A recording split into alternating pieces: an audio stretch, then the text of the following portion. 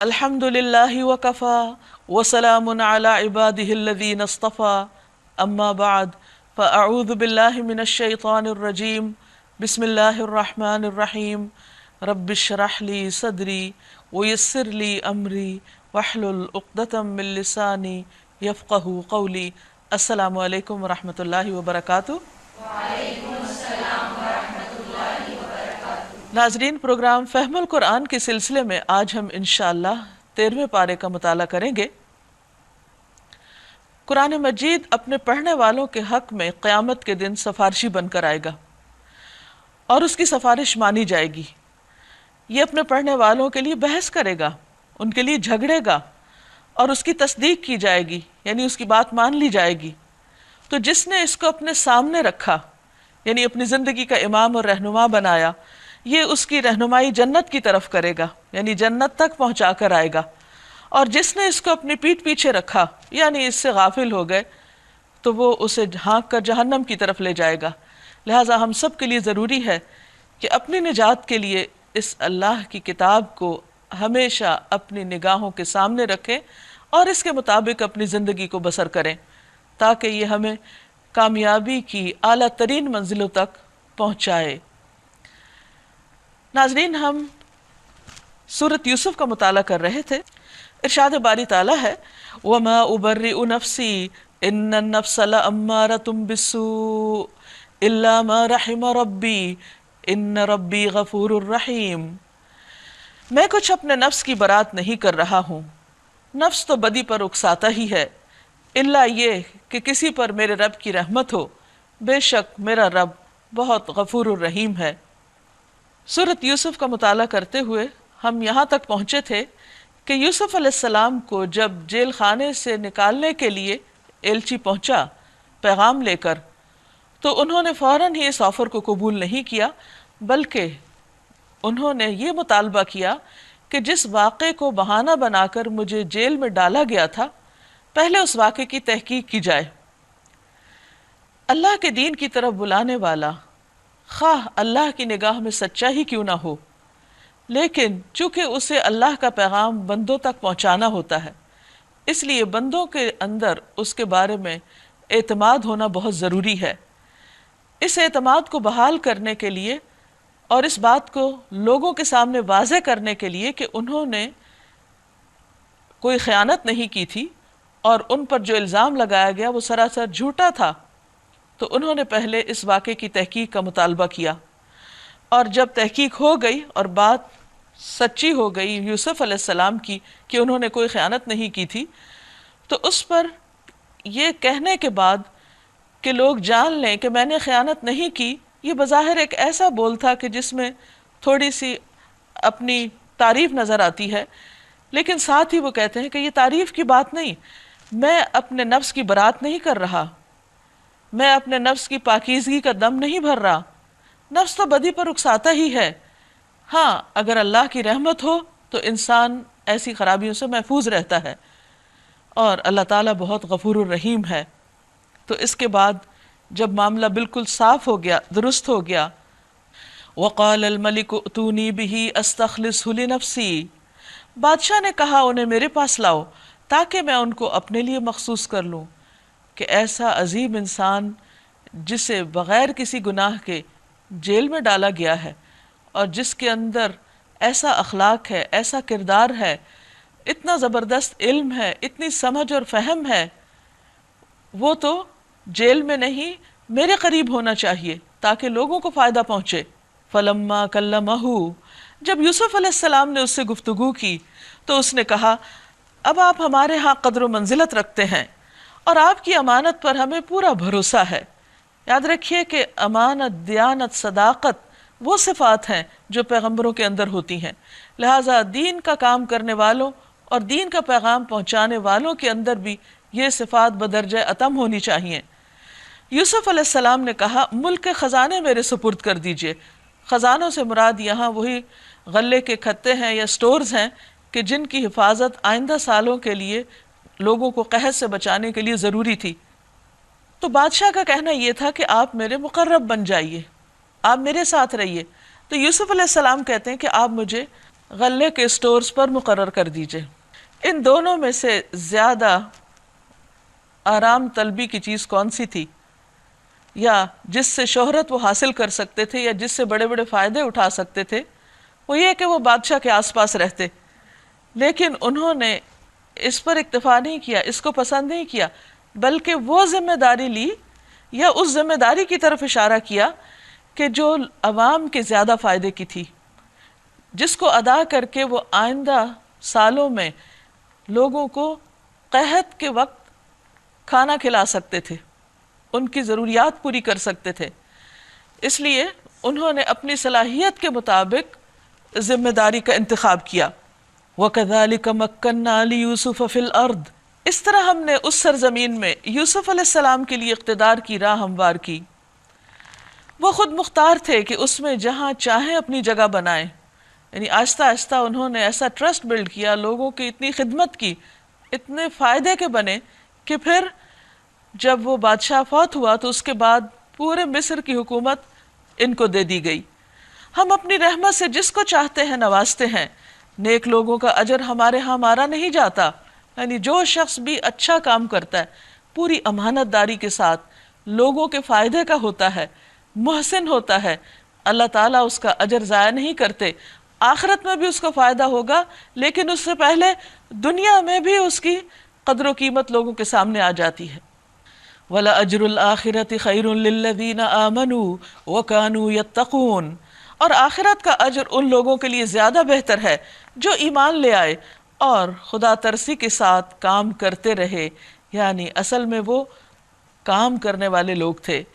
وَجَاءَ إِخْوَةُ یوسف، اب ہوا یہ کہ 7-8 سال کے بعد ہر طرف قحط پھیل گیا۔ یہ قحط نہ صرف یہ کہ مصر کے اندر تھا بلکہ آس پاس کے ممالک میں بھی تھا۔ آس پاس کے ممالک میں کسی کے پاس نہ ایسا علم تھا، نہ ہنر تھا، اور نہ ہی انہوں نے اس کی کوئی تیاری کر رکھی تھی۔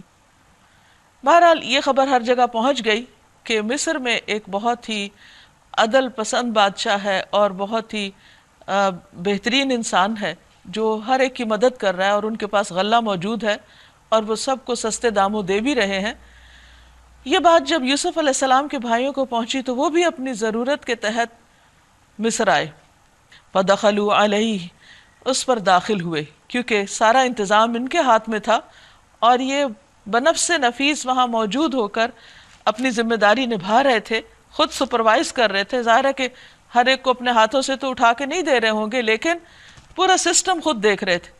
اور یہ ایک حقیقت ہے کہ جب تک بڑا خود اس جگہ پر موجود نہ ہو اس وقت تک کام صحیح طور پر ہوتا نہیں۔ بہرحال وہ ان کے ہاں حاضر ہوئے۔ یوسف علیہ السلام نے انہیں پہچان لیا، کیونکہ ان کے اندر ان پچھلے چند سالوں میں اتنی تبدیلی نہیں آئی تھی جتنی یوسف علیہ السلام کے اندر آ چکی تھی ظاہری طور پر، مگر وہ اس سے ناآشنا تھے، وہ نہیں پہچان سکے کیونکہ وہ تو کنویں میں پھینک کے فارغ ہو چکے تھے۔ پھر جب اس نے ان کا سامان تیار کروا دیا تو چلتے وقت ان سے کہا اپنے سوتیلے بھائی کو بھی میرے پاس لاؤ، ہو سکتا ہے کہ انہوں نے اس بھائی کے لیے بھی غلہ مانگا ہو۔ دیکھتے نہیں ہو کہ میں کس طرح پیمانہ بھر کے دیتا ہوں اور کیسا اچھا مہمان نواز ہوں؟ اگر تم اسے نہیں لاؤ گے تو میرے پاس تمہارے لیے کوئی غلہ نہیں، بلکہ تم میرے قریب بھی نہ پھٹکنا، کیونکہ اس کا مطلب یہ ہے کہ تم نے جھوٹ بول کر اور فراڈ سے مجھ سے زیادہ غلہ حاصل کرنے کی کوشش کی ہے، تو اگر تمہارے یہ جھوٹ ثابت ہو گیا تو پھر یہاں مت آنا۔ انہوں نے کہا ہم کوشش کریں گے کہ والد صاحب اسے بھیجنے پر راضی ہو جائیں، اور ہم ایسا ضرور کریں گے۔ یوسف علیہ السلام نے اپنے غلاموں کو اشارہ کیا کہ ان لوگوں کے غلے کے عوض جو مال دیا ہے وہ چپکے سے انہی کے سامان میں رکھ دیں۔ یوسف علیہ السلام نے یہ اس امید پر کیا کہ گھر پہنچ کر وہ اپنا واپس پایا ہوا مال پہچان لیں گے یا احسان مند ہو کر واپس آئیں گے، اور عجب نہیں کہ پھر پلٹیں، لعلہم یرجعون۔ جب وہ اپنے والد کے پاس گئے تو کہا ابا جان، آئندہ ہمیں غلہ دینے سے انکار کر دیا گیا ہے، لہٰذا آپ ہمارے بھائی کو ہمارے ساتھ بھیج دیجئے۔ یہ بنیامین جو یوسف علیہ السلام کے سگے بھائی تھے لیکن ان کے ستیلے، اور یہ سب سے چھوٹے بھی تھے، تاکہ ہم غلہ لائیں، کیونکہ یوسف علیہ السلام نے انکار کر دیا تھا کہ اگر آئندہ بھائی نہیں آئے گا تو غلہ نہیں ملے گا، اور اس کی حفاظت کے ہم ذمہ دار ہیں۔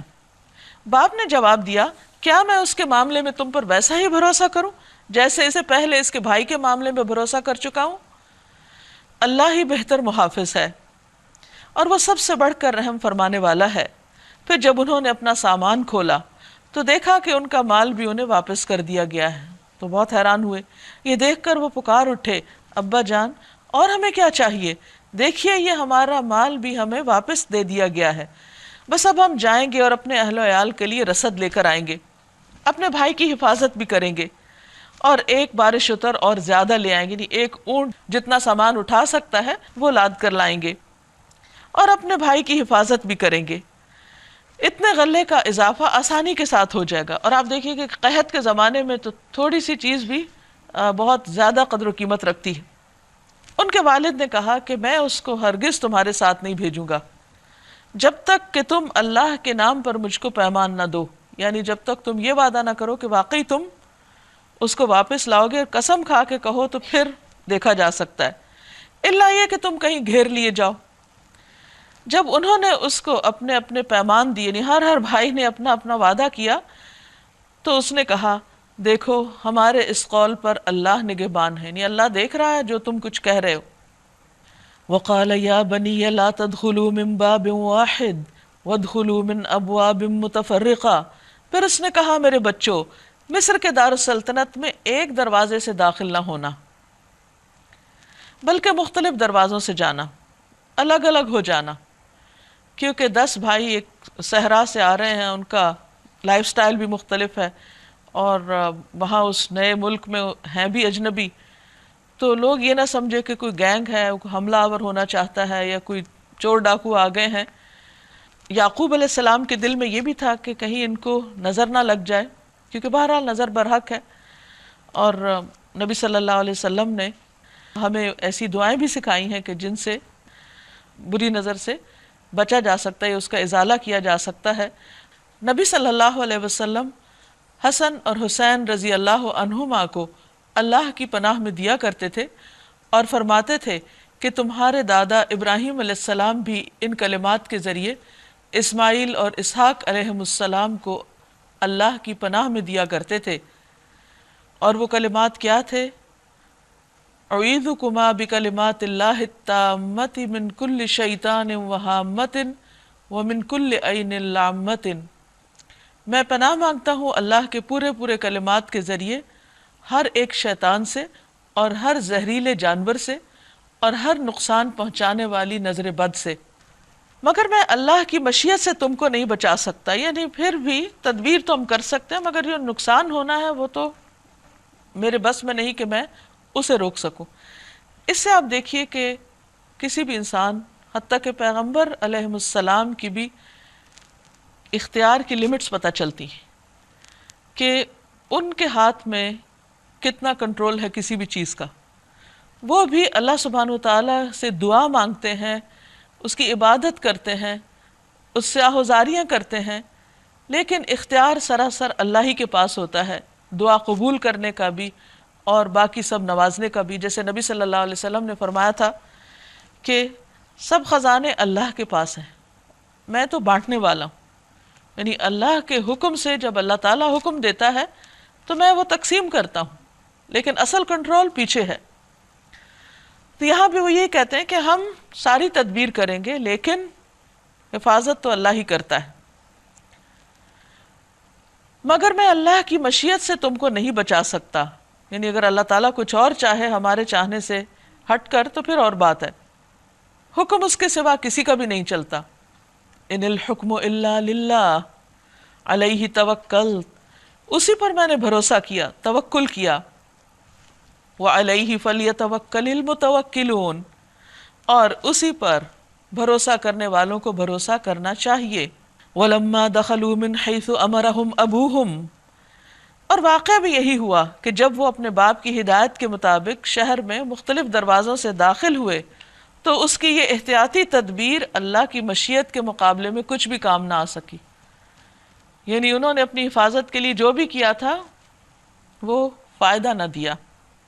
اس کی بھی ایک وجہ تھی، ہاں بس یعقوب علیہ السلام کے دل میں جو ایک کھٹک تھی اسے دور کرنے کے لیے اس نے اپنی سی کوشش کر لی یعنی بہت دفعہ ایسا ہوتا ہے کہ انسان اپنی طرف سے ساری حفاظتی تدبیریں بھی اختیار کر لیتا ہے، لیکن اس کے باوجود جو نقصان ہوتا ہے یا ہونا ہوتا ہے وہ ہو جاتا ہے۔ وہ کیوں ہوتا ہے، اس کی اصل مصلحت اور حکمت اللہ تعالیٰ کو ہی پتہ ہوتی ہے، لیکن اللہ تعالیٰ کا کوئی بھی کام چونکہ حکمت سے خالی نہیں، زندگی کے ہر واقعے میں ہمارے لیے ایک سبق ہوتا ہے۔ بظاہر دیکھنے میں دنیا کے اعتبار سے کچھ چیزیں ہمارے لیے سخت ناگوار ہوتی ہیں، ناپسندیدہ ہوتی ہیں، لیکن اللہ تعالیٰ کے ہاں ایک بڑا فائدہ ہوتا ہے ہمارے لیے۔ مومن کو تو ایک کانٹا بھی چبھتا ہے تو اس کے لیے اجر لکھا جاتا ہے۔ اگر دنیا میں کوئی بھی اس کو دکھ، تکلیف، پریشانی آتی ہے تو اللہ تعالیٰ اس کے عوض اس کے گناہ معاف کر دیتے ہیں اور اس کے درجات بلند کر دیتے ہیں۔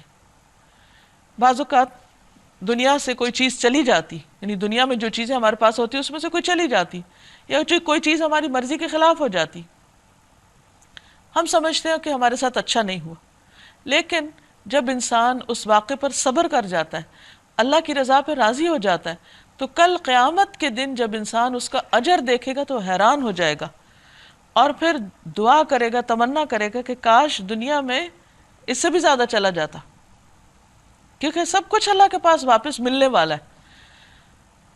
زیادہ غم اور تکلیف اس کو ہوتی ہے جس کو یہ یقین نہ ہو کہ ہر جانے والی چیز اللہ لوٹا دے گا۔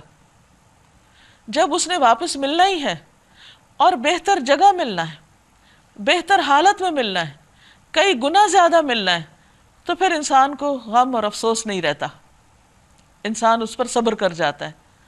اب یہاں بھی کچھ ایسا ہی معاملہ ہے، جیسے یوسف علیہ السلام کے کھو جانے پر یعقوب علیہ السلام نے صبر کیا اور کہا کہ صبر جمیل، بہت اچھا صبر کروں گا، اور آپ دیکھیں گے کہ کس طرح کتنا بہترین انجام دنیا میں بھی سامنے آتا ہے۔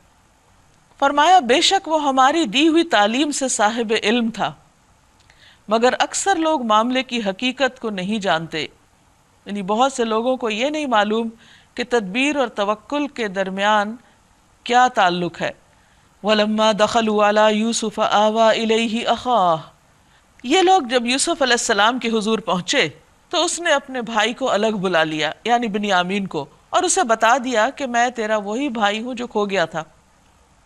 اب تو ان باتوں کا غم نہ کر جو یہ لوگ کرتے رہے ہیں، یعنی میرے بعد بھی جو 21-22 سال یہ تمہیں ستاتے رہے ہیں، وہ ان سب باتوں کو بھول جاؤ، اگنور کر دو، درگزر کرو۔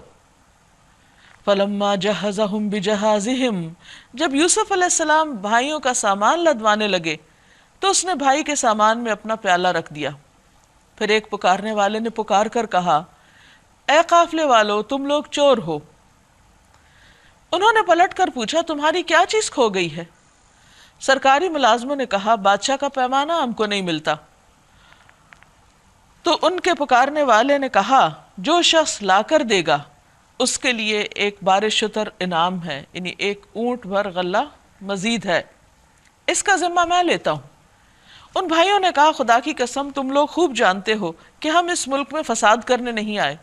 اب وہ سخت پریشان ہوئے، اور ہم چوریاں کرنے والے لوگ نہیں۔ انہوں نے کہا، اچھا اگر تمہاری بات جھوٹی نکلی تو چور کی کیا سزا؟ انہوں نے کہا، اس کی سزا جس کے سامان میں سے چیز نکلے وہ آپ ہی اپنی سزا میں رکھ لیا جائے۔ یعنی دین ابراہیمی میں چور کی سزا یہی تھی کہ وہ اس کا غلام بنا دیا جائے جس کا وہ سامان چوری کرے۔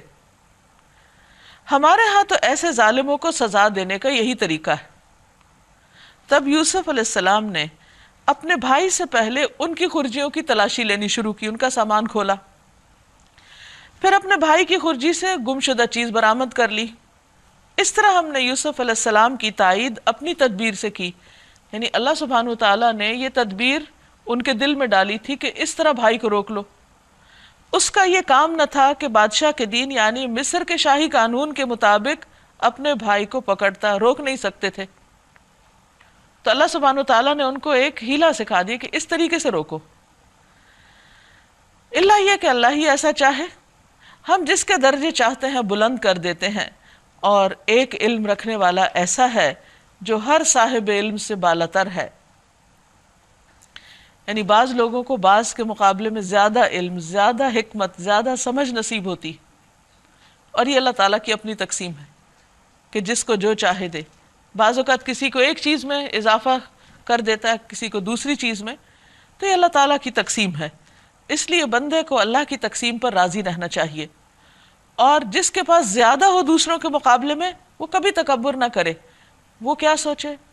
وہ یہ سوچے کہ اس میں ایک تو میرا امتحان ہے، اور دوسرے یہ کہ ان سب چیزوں کا اللہ مالک ہے، یہ میرے پاس بطور امانت ہے، اور سب سے زیادہ تو اللہ کے پاس ہے. تو بندے کے لیے تو تکبر جائز ہی نہیں. خواہ علم، خواہ حسن، خواہ مال، خواہ اولاد، کسی بھی دنیاوی نعمت میں وہ دوسروں سے بڑھ کر ہو تو ہمیشہ اس کے اندر ایک عاجزی رہے، اور دوسرے انسانوں کے ساتھ حسن سلوک کرتا رہے اور اللہ سے ڈرتا رہے. قالوا ان يسرق فقد سرق اخ له من قبل.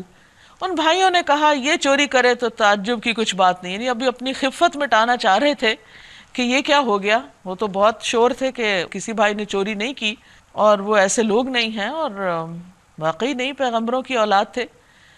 تو اب کیا ہوا؟ انہوں نے یوسف علیہ السلام پر الزام لگا دیا، لیکن ان کو یہ نہیں معلوم تھا کہ جو سامنے کھڑے ہیں انہی کے بارے میں وہ اتنی غلط بات کر رہے ہیں. یوسف علیہ السلام ان کی یہ بات سن کر پی گئے، بولے نہیں. یہاں آپ دیکھیے کتنا بڑا ظرف ہے، کتنی بڑی وسعت ہے، اور کیسا زبردست اخلاق ہے کہ اتنا بڑا الزام لگ رہا ہے، اور وہ ایک بہت بڑے عہدے پر ہیں اس وقت، اور وہ محسن ہیں، اور یہ سن کر کچھ بھی نہیں کہتے، ظاہر بھی نہیں کرتے، چہرے پہ بل بھی نہیں آنے دیتے، کسی طرح سے بھی نہیں کسی کو پتہ چلتا کہ کیا ہوا، نہ ان بھائیوں کو، نہ اور آس پاس کے ملازمین کو، کسی کو بھی نہیں. اس کو کہتے ہیں صبر جمیل، کہ مومن کا غم اس کے دل میں ہوتا ہے، وہ اس کے چہرے تک بھی نہیں آتا. اور یقیناً یہ اعلیٰ درجات والوں ہی کی صفات ہوتی ہیں، کیونکہ وہ اپنے دل ہی دل میں اپنے رب کو پکارتا ہے، اس سے مدد مانگتا ہے. یوسف علیہ السلام ان کی یہ بات سن کر پی گئے، حقیقت ان پر نہ کھولی، بس اتنا کہہ کے رہ گئے. یعنی دل میں کہا بڑے ہی برے ہو تم لوگ جو یہ الزام مجھ پہ لگا رہے. اس کی حقیقت خدا خوب جانتا ہے. بعض تفاسیر میں یہ آیا کہ بچپن میں انہوں نے اپنی نانی کے گھر سے ایک بت اٹھا کر چپکے سے توڑ دیا تھا، تو اس واقعے کو انہوں نے چوری کا رنگ دے دیا، حالانکہ اس کی حقیقت کچھ اور تھی، وہ بات کچھ اور تھی. پھر انہوں نے کہا قالوا یا ایھا العزیز، ابھی چور کہہ رہے، ابھی کہتے ہیں اے عزیز، اے سرکار. ان لہ ابا شیخا کبیرا، یعنی یہ انسان کی جہالت ہے نا، لا علمی ہے، اس کی غفلت ہے، اور پھر بھی وہ اپنے آپ کو بڑی چیز سمجھتا ہے. انہوں نے کہا اے سردار ذی اقتدار، اے عزیز، اس کا باپ بہت بوڑھا آدمی، اس کی جگہ آپ ہم میں سے کسی کو رکھ لیجئے، ہم آپ کو بڑا ہی نیک نفس انسان پاتے ہیں.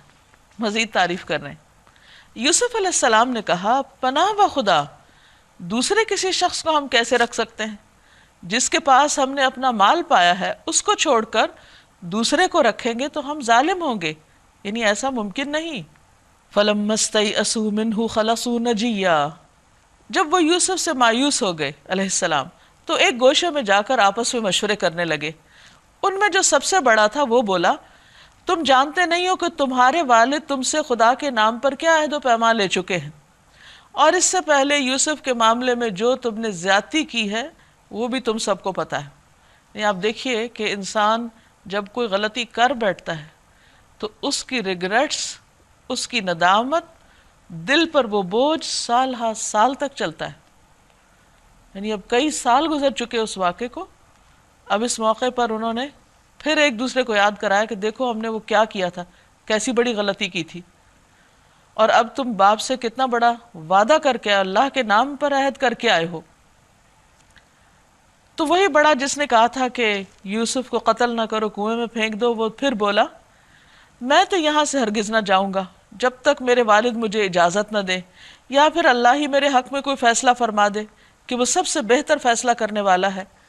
تم جا کر اپنے والد سے کہو ابا جان آپ کے صاحبزادے نے چوری کی ہے، ہم نے اسے چوری کرتے ہوئے نہیں دیکھا، جو کچھ ہمیں معلوم ہوا ہے بس ہم وہی بیان کر رہے ہیں، اور غیب کی نگہبانی تو ہم کر نہیں سکتے تھے، حقیقت تو اللہ ہی جانتا ہے۔ آپ اس بستی کے لوگوں سے پوچھ لیجئے جہاں ہم تھے، اس قافلے سے پوچھ لیجئے جس کے ساتھ ہم آئے، ہم اپنے بیان میں بالکل سچے۔ چونکہ ان کا اعتبار نہیں تھا نا، تو اب اپنی سچائی ثابت کرنے کے لیے کتنی دلیلیں لا رہے ہیں، تو اس بات سے بھی ثابت ہوتا ہے کہ ہم جو کہہ رہے ہیں بالکل صحیح کہہ رہے ہیں۔ باپ نے یہ داستان سن کر کہا، دراصل تمہارے نفس نے تمہارے لیے ایک اور بڑی بات کو سہل بنا دیا ہے۔ وہی جملہ انہوں نے دہرایا جو یوسف علیہ السلام کے گم ہونے پہ دہرایا تھا کہ تم لوگ کیا کرتے ہو۔ یہاں آپ دیکھیے کہ یعقوب علیہ السلام کا اخلاق بھی کتنا بلند ہے۔ دنیا میں کسی بھی چیز کا کھو جانا اور کسی چیز کا نقصان ایک بہت بڑا صدمہ ہوتا ہے، لیکن اولاد کا گم ہو جانا، اولاد کا کھونا اور وہ صدمہ بہت ہی سخت صدمہ ہوتا ہے۔ لیکن آپ دیکھیے کہ کتنا صبر کرتے ہیں اور اپنے دوسرے بچوں کو بس ان چند جملوں کے سوا کچھ بھی نہیں کہتے، منہ سے کوئی بات نہیں نکالتے، اپنے دل میں اللہ کے بارے میں اچھا گمان رکھے، زبان سے کوئی ایسی بات نہ نکالے جو اللہ تعالیٰ کو ناراض کرنے والی ہو، اور اپنے رویے میں بھی کوئی ایسی چیز نہ لائے۔ تو بہرحال وہ مختصر الفاظ میں کہتے ہیں کہ میں تو صبر کروں گا، تم نے تو یہ جو کیا تمہارے نفسوں نے اس کو بہت آسان کر دیا، اچھا اس پر بھی صبر کروں گا، فصبر جمیل۔ اور پھر کتنے پر امید ہیں، عسى اللہ ان یأتینی بہم جمیعا، کیا بعید اللہ ان سب کو مجھ سے لا ملائے، کیونکہ مومن کبھی بھی اللہ کی رحمت سے مایوس نہیں ہوتا، وہ سب کچھ جانتا ہے، اس کے سب کام حکمت پر مبنی ہے، کوئی فائدہ ہو کوئی نقصان ہو، کوئی چیز آئے کوئی جائے، کوئی انسان کھو جائے، ان سب میں اللہ کی حکمت ہے۔ پھر وہ ان کی طرف سے منہ پھیر کر بیٹھ گئے اور کہنے لگے، ہائے یوسف۔ اب دیکھیے دل غمگین ہے، دل میں غم ہے، لیکن زبان پر اس کا اظہار اس طرح نہیں ہے، اور لوگوں کے سامنے بھی نہیں ہے۔ یعنی بچوں نے جو کیا ان سے تھوڑی سی بات کی اور یہ کہہ کے ہٹ گئے ان سے کہ میں اب صبر کروں گا اور بہت اچھا کروں گا، اور پھر اللہ سبحانہ وتعالیٰ کی طرف متوجہ ہو گئے، یوسف علیہ السلام کو یاد کرنے لگے، اور دل ہی دل میں وہ غم سے گھٹے جا رہے تھے، یعنی دل میں شدید غم تھا، کوئی چھوٹا سا نقصان نہیں تھا، اور اس کی آنکھیں سفید پڑ گئی تھیں۔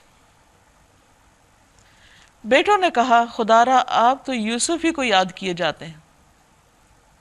حالانکہ وہ ان کو نہیں دیکھ کے کہہ رہے تھے، ان کے سامنے نہیں کہہ رہے تھے، لیکن انہوں نے دیکھا کہ باپ کبھی خوش نہیں ہے، اب اس طرح نہیں رہے جیسے وہ پہلے ہوتے تھے، اور وہ مزید اس پر بھی شرمندہ ہوتے ہوں گے کہ ہم نے یوسف کو تو باپ کی نگاہوں سے اس لیے ہٹایا تھا تاکہ ہمارا راستہ کھلے، اور وہ کام بھی نہیں ہوا، باپ کی توجہ ہماری طرف بھی نہیں ہوئی۔ نوبت یہ آ گئی ہے کہ اس کے غم میں آپ اپنے آپ کو گھلا دیں گے یا اپنی جان ہلاک کر ڈالیں گے۔ اس نے کہا، میں اپنی پریشانی اور اپنے غم کی فریاد اللہ کے سوا کسی سے نہیں کرتا۔ قال انما اشکو بثی وحزنی الی اللہ، میں تمہیں کچھ نہیں کہہ رہا، میں اپنے رب سے فریادیں کر رہا ہوں۔ اور یہی صبر جمیل ہوتا ہے کہ انسان کے دل میں غم ہو لیکن لوگوں کے سامنے زیادہ صدمے کا اظہار نہ کرے، بس اللہ سے دعائیں مانگے، اللہ سے باتیں کرے، اللہ تعالیٰ سے راز و نیاز کرے، اس کو اپنے غم کی فریاد اور اپنے دل کا حال سنائے، کیونکہ اصل پہ تو مدد پر قادر اللہ تعالیٰ ہی ہوتا ہے، بندے کچھ نہیں کر سکتے۔ نبی صلی اللہ علیہ وسلم نے ایک دعا سکھائی ہے، اللہم لا سہل الا ما جعلتہ سہلا وَأَنْتَ تَجْعَلُ الْحُزْنَ إِذَا شِئْتَ سَهْلًا، اے اللہ نہیں کوئی کام آسان مگر وہی جسے تو آسان کر دے، اور تو جب چاہتا ہے مشکل کو آسان کر دیتا ہے، اور اللہ سے جیسا میں واقف ہوں تم نہیں ہو، یعنی میرا رب پر بڑا ایمان ہے، بھروسہ ہے۔ پھر کہتے ہیں، یا بنی یذہبوا، اے بچوں جاؤ، فتحسسوا من یوسف واخیہ، جاؤ یوسف اور اس کے بھائی کو تلاش کرو، کوئی ان کی ٹو لگاؤ، کھوج لگاؤ۔ نا امید نہیں ہیں، مایوس نہیں ہیں، اور مسلسل کوشش کر رہے ہیں. یعنی بندے کا کیا کام ہے کہ وہ کسی بھی غم اور صدمے پر ہاتھ پہ ہاتھ دھر کے نہ بیٹھ جائے، گم سم نہ ہو جائے، کام نہ چھوڑ دے، کوشش نہ چھوڑے. یعنی توکل کرنے کا مطلب یہ نہیں کہ انسان کوشش چھوڑ دے، بلکہ مزید کوشش کرے اور اس چیز کو تلاش کرے جس کو کرنا چاہیے. اور پھر کہتے ہیں وَلَا تَيْأَسُوا مِن رَّوْحِ اللَّهِ، اللہ کی رحمت سے مایوس نہ ہو. إِنَّهُ لَا يَيْأَسُ مِن رَّوْحِ اللَّهِ إِلَّا الْقَوْمُ الْكَافِرُونَ، کیونکہ اللہ کی رحمت سے تو صرف کافر ہی مایوس ہوتے ہیں، مومن کبھی بھی مایوس نہیں ہوتا. عبداللہ بن عباس رضی اللہ عنہ سے روایت ہے کہ ایک آدمی نے کہا اے اللہ کے رسول صلی اللہ علیہ وسلم، کبیرہ گناہ کون سے ہیں؟ آپ نے فرمایا اللہ کے ساتھ شرک کرنا، اللہ کے رزق سے نا امید ہونا، اور اس کی رحمت سے مایوس ہونا. گویا رحمت سے مایوسی یہ ایک کبیرہ گناہ ہے. پھر جب یہ لوگ مصر جا کر یوسف علیہ السلام کی پیشی میں داخل ہوئے تو انہوں نے عرض کیا اے عزیز، اے سرکار، ہم اور ہمارے اہل و عیال سخت مصیبت میں مبتلا ہیں، اور ہم کچھ حقیر سی پونجی لے کر آئے ہیں، اب تو ہمارے پاس پیسے بھی نہیں. آپ ہمیں بھرپور غلہ عنایت فرمائیں اور ہم کو خیرات دیں. کیا وقت ہوگا کہ جس شخص کو انہوں نے کنویں میں پھینکا اس کے آگے کس بے بسی کے ساتھ ہاتھ پھیلا رہے. اور یہ چند سالوں کی بات تھی کہ حالات کس طرح ہو گئے. وہ جو خود کو ایک بڑا جتھا کہتے تھے اور اپنی بڑائی اور اپنی قوت اور اپنی تدبیروں پر بہت جن کو مان تھا، آج وہ کس طرح اسی بھائی کے سامنے صدقہ مانگ رہے ہیں کہ تصدق علینا. انسان کو اگر یہ یقین ہو جائے کہ سارے اختیارات اللہ کے پاس ہیں، نعمتوں اور رزق کی تقسیم بھی اللہ کرتا ہے، اگر کوئی حسد کی وجہ سے کسی سے کچھ چھیننا بھی چاہتا ہے تو چھین نہیں سکتا. وقتی طور پر ہو سکتا ہے کہ اس کو کوئی نقصان دے دے، لیکن اگر اس کی قسمت میں اللہ نے لکھ دیا ہے کچھ، رزق ہو یا عزت ہو، تو وہ اس کو مل کر رہے گا، اور دوسروں کو محروم کرنے والے خود محروم ہی رہیں گے. اور پھر کہتے ہیں اللہ خیرات کرنے والوں کو جزا دیتا ہے. یہ سن کر یوسف سے رہا نہ گیا. اب بھائی تھے نا، وہ بھی دل بھر آیا. اس نے کہا تمہیں کچھ معلوم بھی ہے تم نے یوسف اور اس کے بھائی کے ساتھ کیا کیا تھا جب تم نادان تھے؟ اب دیکھیں بینیفٹ آف ڈاؤٹ دیتے. جب تم نادان تھے، ناسمجھ تھے، رسول اللہ صلی اللہ علیہ وسلم نے فرمایا اللہ نرمی کرنے والا ہے اور نرمی کو پسند کرتا ہے، اور نرمی پر اس قدر عطا فرماتا ہے جو سختی یا اس کے علاوہ کسی اور چیز پر عطا نہیں فرماتا. وہ چونک کے بولے ہائے کیا تم یوسف ہو؟ اس نے کہا ہاں میں یوسف ہوں. کوئی تکبر نہیں بات میں، کوئی بڑائی نہیں، کچھ نہیں. ہاں میں یوسف ہوں، انا یوسف، دو لفظ، انا یوسف وہذا اخی، اور یہ میرا بھائی. قد من اللہ علینا، سارا احسان تو اللہ کا ہے ہم پر، کوئی کریڈٹ خود نہیں لیتے. جیسے جیل میں ان قیدیوں سے بات کرتے ہوئے کہا کہ یہ اللہ کا ہم پر احسان ہے کہ اس نے ہمیں یہ راہ دکھائی.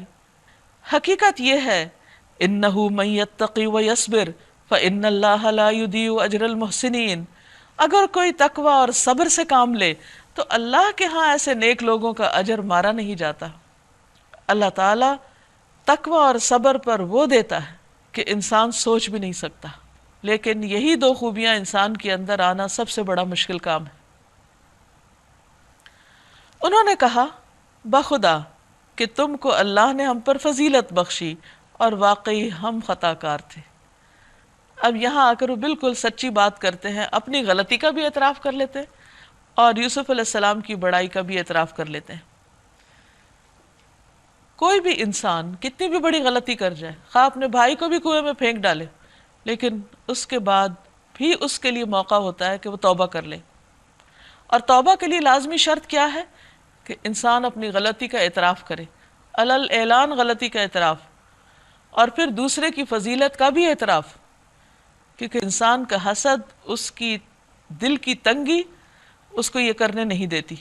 کیونکہ ایسا کرنے میں اس کی انا کو ٹھیس پہنچتی کہ میں دوسرے کی بڑائی کیسے مانوں، حالانکہ وہ تو ایک فیکٹ ہے، جس کو اللہ نے ہم سے زیادہ دی ہے کوئی بھی چیز وہ تو ہے ہی، ہم مانیں یا نہ مانیں وہ تو اس کے پاس ہے۔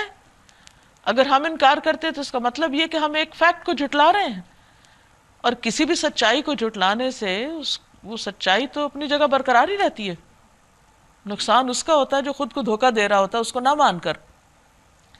تو بہرحال انہوں نے اپنی غلطی کا اعتراف کر لیا، اور یوسف علیہ السلام کی عظمت دیکھیے، اس نے جواب دیا آج تم پر کوئی گرفت نہیں، میں تم سے کوئی انتقام نہیں لوں گا، لا تثریب علیکم اليوم۔ پھر ان کے لیے دعا کرتے ہیں یغفر اللہ لکم، اللہ تم کو معاف کر دے، اللہ تمہیں بخش دے۔ اس سے پہلے وہ اپنی غلطی مان رہے ہیں تو یہ دعا کر رہے ہیں، تو جو شخص توبہ کرنا چاہے پہلے اس کو اپنی غلطی کا اعتراف کرنا چاہیے۔ وَهُوَ أَرْحَمُ الرَّاحِمِينَ، اور وہ سب سے بڑھ کر رحم فرمانے والا ہے۔ اذهبوا بقمیصی هذا فألقوه على وجه أبي يأت بصيرا وأتوني بأهلكم أجمعين۔ جاؤ میرا یہ قمیص لے جاؤ اور میرے والد کے منہ پر ڈال دو اور ان کی بینائی پلٹ آئے گی، اور اپنے سب اہل و عیال کو میرے پاس لے آؤ۔ اب تقریباً 67 لوگ تھے بنی اسرائیل کے خاندان کے، یعنی حضرت یعقوب کے بچے اور ان کے بچے، یہ سارے کے سارے اب مصر روانہ ہوتے ہیں۔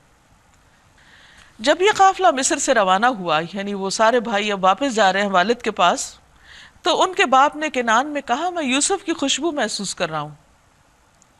حالانکہ آپ دیکھیے کہ یوسف علیہ السلام جب ان کے بھائیوں نے انہیں کنویں میں پھینکا تھا اور 3 دن تک وہ وہاں رہے تھے، تو یعقوب علیہ السلام کو کچھ پتہ نہیں چلا تھا کہ وہ کہاں ہے، کیونکہ پیغمبروں کا علم ذاتی نہیں ہوتا کہ وہ جب چاہیں جو چیز چاہیں دیکھ لیں یا مستقبل کا حال معلوم کر لیں۔ ہاں اللہ تعالیٰ جب انہیں کوئی چیز دکھانا چاہتا ہے تو وہ اس وقت دیکھ لیتے ہیں۔ اب یہ ابھی مصر سے روانہ ہوئے ہیں، اور یعقوب علیہ السلام کو فلسطین میں بیٹھ کر یعنی یوسف علیہ السلام کی خوشبو آ رہی، حالانکہ کئی سالوں سے وہ مصر کے اندر موجود ہیں اور ان کو خوشبو نہیں آتی۔ بہرحال اللہ تعالیٰ جب جو چیز دکھانا چاہے وہ اس کے اختیار میں ہے۔ تم لوگ کہیں یہ نہ کہنے لگو کہ میں بڑھاپے میں سٹھیا گیا ہوں۔ گھر کے لوگ بولے خدا کی قسم آپ ابھی تک اپنے اسی پرانے خبط میں پڑے ہوئے ہیں، آپ یوسف کو نہیں بھولتے۔ پھر جب خوشخبری لانے والا آیا تو اس نے یوسف علیہ السلام کا قمیص یعقوب علیہ السلام کے منہ پہ ڈال دیا، اور یکایک اس کی بینائی واپس آ گئی، وہ دیکھنے لگے۔ تب اس نے کہا میں تم سے کہتا نہ تھا، میں اللہ کی طرف سے وہ کچھ جانتا ہوں جو تم نہیں جانتے۔ سب بول اٹھے ابا جان آپ ہمارے گناہوں کی بخشش کے لیے دعا کیجئے۔ اب یہ وہی بھائی ہیں جو اعتراف کر رہے ہیں غلطی کا، یوسف علیہ السلام ان کے لیے دعا کر رہے ہیں اور پھر مزید بخشش کی درخواست کرتے ہیں، تو ظاہر ہے وہ خود بھی معافی مانگ رہے ہوں گے اور دوسروں سے بھی دعا کروا رہے ہیں۔ واقعی ہم خطا کار تھے، ہماری غلطی تھی۔ اس نے کہا میں اپنے رب سے تمہارے لیے معافی کی درخواست کروں گا، یعنی تہجد کے وقت یا الگ طور پر خوب گڑ گڑا کر، وہ بڑا معاف کرنے والا اور رحیم ہے۔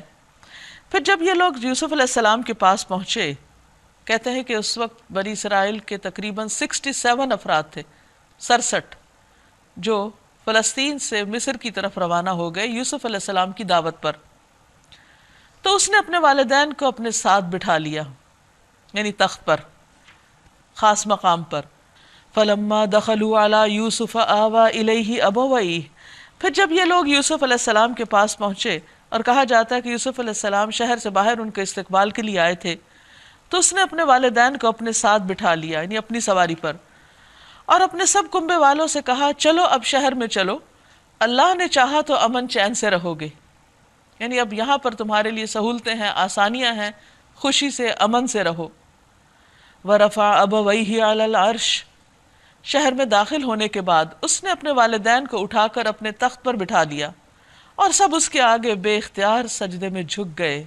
یہ سجدہ سجدہ تعظیمی تھا جو اس وقت کی شریعت میں جائز تھا، اب محمد صلی اللہ علیہ وسلم کی شریعت میں اس کو ختم کر دیا گیا یا منسوخ کر دیا گیا۔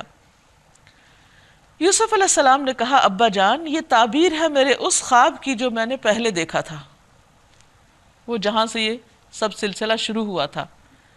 میرے رب نے اسے حقیقت بنا دیا، اس کا احسان ہے کہ اس نے مجھے قید خانے سے نکالا۔ پھر آپ دیکھیے کہ اللہ تعالیٰ کا احسان یاد کر رہے ہیں، یہ نہیں کہا کہ میں نے اتنا صبر کیا اور میں نے اتنی مشقتیں برداشت کی اور اتنی محنت کی اور پھر اللہ نے مجھے یہ دیا۔ سیلف سینٹرڈ نہیں ہے، ہر خیر اور بھلائی کو اللہ کی طرف سے سمجھتے ہیں، اور یہی مومن کو کرنا چاہیے کہ جب بھی اس کو اللہ تعالیٰ کوئی نعمت دے تو فوراً اللہ سے منسوب کرے، اسے اپنی کوششوں کا نتیجہ نہ بتائے، اپنے علم کا نتیجہ نہ بتائے۔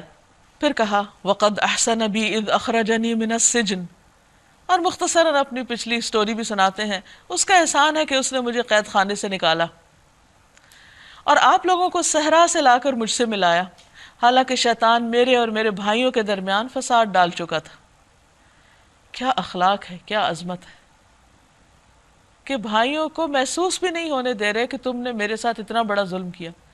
بعض اوقات ایسا ہوتا ہے کہ ہم کسی کی غلطی معاف بھی کر دیتے ہیں لیکن تانے دینے سے باز نہیں آتے، دوسرے کی زندگی حرام کیے رکھتے ہیں، اور اس کا نتیجہ کیا ہوتا ہے کہ وہ معافی نہ ہونے جیسی ہوتی ہے، وہ تعلقات پہلے سے بھی زیادہ خراب ہو جاتے ہیں۔ واقعہ یہ ہے کہ میرا رب غیر محسوس تدبیروں سے اپنی مشیت پوری کرتا ہے، یعنی انسانوں کو نظر نہیں آتا لیکن اللہ سبحانہ و تعالیٰ ایک خاص طریقے سے اپنا کام کرتے ہیں، اور لوگ بے صبرے ہو جاتے ہیں اور ہمت ہار بیٹھتے ہیں اور مایوس ہونے لگتے ہیں، اور شیطان وہاں کود پڑتا ہے۔ بے شک وہ علیم اور حکیم ہے۔ اس وقت وہ دعا کیا کرتے ہیں پھر؟ اب ان کے پاس سب کچھ، مصر کی حکومت ہے، والدین اور بھائی اور ان کی اولادیں اور پورا خاندان ان کے ساتھ ہے، ہر طرف ان کا اقتدار ہے کہ جہاں جو جی چاہیں کرے، لیکن ان کی طلب کیا ہے، ان کی چاہت کیا ہے؟ وہ اس دنیا میں نہیں کھو جاتے اور اس سے محبت نہیں کرنے لگتے، اس کو اپنا سہارا نہیں سمجھتے، کہتے ہیں ربی قد آتیتنی من الملک وعلمتنی من تأویل الاحادیث، یا رب تو نے مجھے حکومت عطا کی، یہ سب کچھ تو نے بخشا، اور تو نے ہی مجھے باتوں کی تہہ تک پہنچنا سکھایا، خوابوں کی تعبیر سکھائی۔ یعنی پہلے نعمتوں کا اظہار کرتے ہیں، ذکر کرتے ہیں، اعتراف کرتے ہیں کہ تو نے مجھے مادی نعمتیں بھی دی، روحانی بھی دی، علمی نوعیت کی بھی دی۔ فاطر السماوات والارض، آسمان و زمین کے پیدا کرنے والے، انت ولی فی الدنیا والآخرہ، تو ہی میرا دوست ہے، تو ہی میرا مددگار ہے، تو ہی میرا مولا ہے، دنیا میں بھی اور آخرت میں بھی۔ توفنی مسلما والحقنی بالصالحین، تو مجھے اس حال میں فوت کرنا کہ میں مسلمان ہوں، کیونکہ اللہ کا حکم ہے نا کہ تمہیں موت نہ آئے مگر یہ کہ تم مسلم ہو۔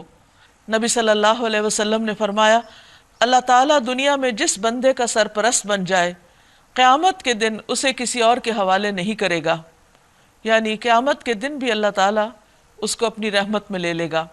وَأَلْحِقْنِي بِالصَّالِحِينَ، اور مجھے صالحین کے ساتھ ملا دینا، نیک لوگوں کا ساتھ ہو، کیونکہ انسان صالحین کی کمپنی میں دنیا میں اگر ہو تو دنیا کی محبت اور دنیا کے غموں سے نجات پاتا ہے، اور آخرت میں اگر ان کے ساتھ ہے تو کامیابی کی طرف بڑھتا ہے۔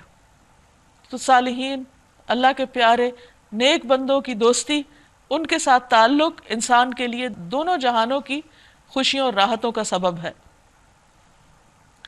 لیکن انسان اگر ہر وقت ان لوگوں میں اٹھتا ہے جو دنیا سے محبت کرتے ہیں تو یا تو اس کی کیفیت یہ ہوتی ہے کہ ان کی باتوں سے وہ اپنے محرومیوں کو دیکھنے لگتا ہے، یعنی اگر ان کے پاس زیادہ ہے تو وہ کہتا ہے کہ میرے پاس کیوں نہیں، اور اگر ان کے پاس کم ہو تو انسان تکبر میں مبتلا ہونے لگتا ہے کہ میں فلاں اور فلاں سے بہتر ہوں۔ لیکن جب انسان نیک لوگوں کے بیچ میں بیٹھتا ہے تو اگر وہ اس سے زیادہ نیک ہو تو اس کے دل میں آتا ہے کہ میں بھی نیک بن جاؤں، اگر وہ ان سے بہتر ہوتا ہے تو ان کا مددگار ہوتا ہے کہ میں ان کی مدد کروں۔ تو یہ اتنی زبردست دعا ہے کہ جس میں انسان کی سب سے زیادہ بڑی تمنا اور بڑی کامیابی کے لیے جو چیز ضروری ہے اس کا ذکر ہے کہ ایک طرف اسلام کی نعمت ہو اور دوسری طرف اچھی کمپنی ہو۔ اے محمد صلی اللہ علیہ وسلم، یہ قصہ غیب کی خبروں میں سے ہے جو ہم تم پر وحی کر رہے ہیں، ورنہ تم اس وقت موجود نہ تھے جب یوسف علیہ السلام کے بھائیوں نے آپس میں اتفاق کر کے سازش کی تھی، یعنی ہم نے وحی کے ذریعے آپ کو یہ بتایا، یہ آپ کا ذاتی علم نہیں ہے، مگر تم خواہ کتنا ہی چاہو ان میں سے اکثر لوگ مان کر دینے والے نہیں، حالانکہ تم اس خدمت پر ان سے کوئی اجرت بھی نہیں مانگتے۔ یہ تو ایک نصیحت ہے جو دنیا والوں کے لیے عام ہے۔ زمین اور آسمانوں میں کتنی ہی نشانیاں ہیں جن پر سے یہ لوگ گزرتے ہیں اور ذرا توجہ نہیں کرتے، یعنی ان میں اپنے رب کو نہیں پاتے، رب کی معرفت ان کے ذریعے حاصل نہیں کرتے۔ ان میں سے اکثر لوگ اللہ کو مانتے ہیں مگر اس طرح کہ اس کے ساتھ دوسروں کو بھی شریک ٹھہراتے ہیں، دوسروں کو اپنا سہارا بنا لیتے ہیں، ان کے گرویدہ ہو جاتے ہیں اور اللہ تعالیٰ کو بھلا دیتے ہیں۔ کیا یہ مطمئن ہیں کہ خدا کے عذاب کی کوئی بلا انہیں دبوچ نہ لے گی، یا بے خبری میں قیامت کی گھڑی اچانک ان پر نہ آ جائے گی؟ تم ان سے صاف کہہ دو، قُلْ هَٰذِهِ سَبِيلِي أَدْعُو إِلَى اللَّهِ، کہہ دیجئے میرا راستہ تو یہ ہے کہ میں اللہ کی طرف بلاتا ہوں۔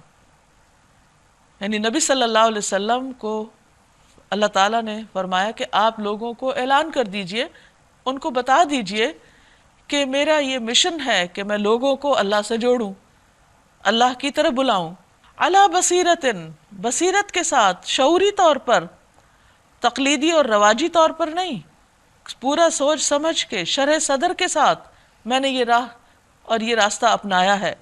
انا ومن اتبعنی، میں بھی اور جو میرے فالوورز ہیں جنہوں نے میری پیروی کی، یعنی اس دور میں بھی اور قیامت تک جو بھی نبی صلی اللہ علیہ وسلم کا اتباع کرنے والے ہیں، یعنی آپ کی امت کے لوگ، ان کا بھی یہ فرض بنتا ہے کہ وہ لوگوں کو اللہ کی طرف بلائیں، اللہ کی طرف دعوت دیں، اور اس کام کو احسان سمجھ کر یا مجبوری کے تحت نہ کریں، علی بصیرہ کریں، پورے شعور کے ساتھ کریں، اس کو اپنا کام سمجھتے ہوئے اور ایک فائدے کا کام سمجھتے ہوئے کریں، کیونکہ الدال علی الخیر کفاعلہ، نیکی کی طرف بلانے والا، اس کی راہ دکھانے والا ایسا جیسے خود کرنے والا۔ تو اگر کوئی شخص کسی کی وجہ سے ہدایت کی طرف آ جاتا ہے تو ایک حدیث کے مطابق اس کے لیے وہ 100 سرخ قیمتی اونٹوں سے زیادہ بہتر ہے۔ تو یہ سب سے زیادہ نفع کا سودا ہے جو انسان کرتا ہے، کہ خود بھی اللہ سے محبت کرتا ہے اور اس کے ساتھ ساتھ لوگوں کے دل میں اللہ کی محبت پیدا کرتا ہے، ان کو اللہ سے ملاتا ہے۔ پیغمبر کبھی یہ کام نہیں کرتے کہ لوگوں کو اپنے ساتھ جوڑ لیں، اور اس سے ہمیشہ پرہیز کرنا چاہیے، کیونکہ یہی پھر بات ہو جاتی ہے کہ اللہ کو بھی مانتے ہیں اور اس کے ساتھ اوروں کو شریک کر لیتے ہیں۔ اسی لیے اسلام میں شخصیت پرستی جو ہے وہ ناپسندیدہ ہے۔ قوم نوح شخصیت پرستی کی وجہ سے ہی شرک میں مبتلا ہوئے تھے۔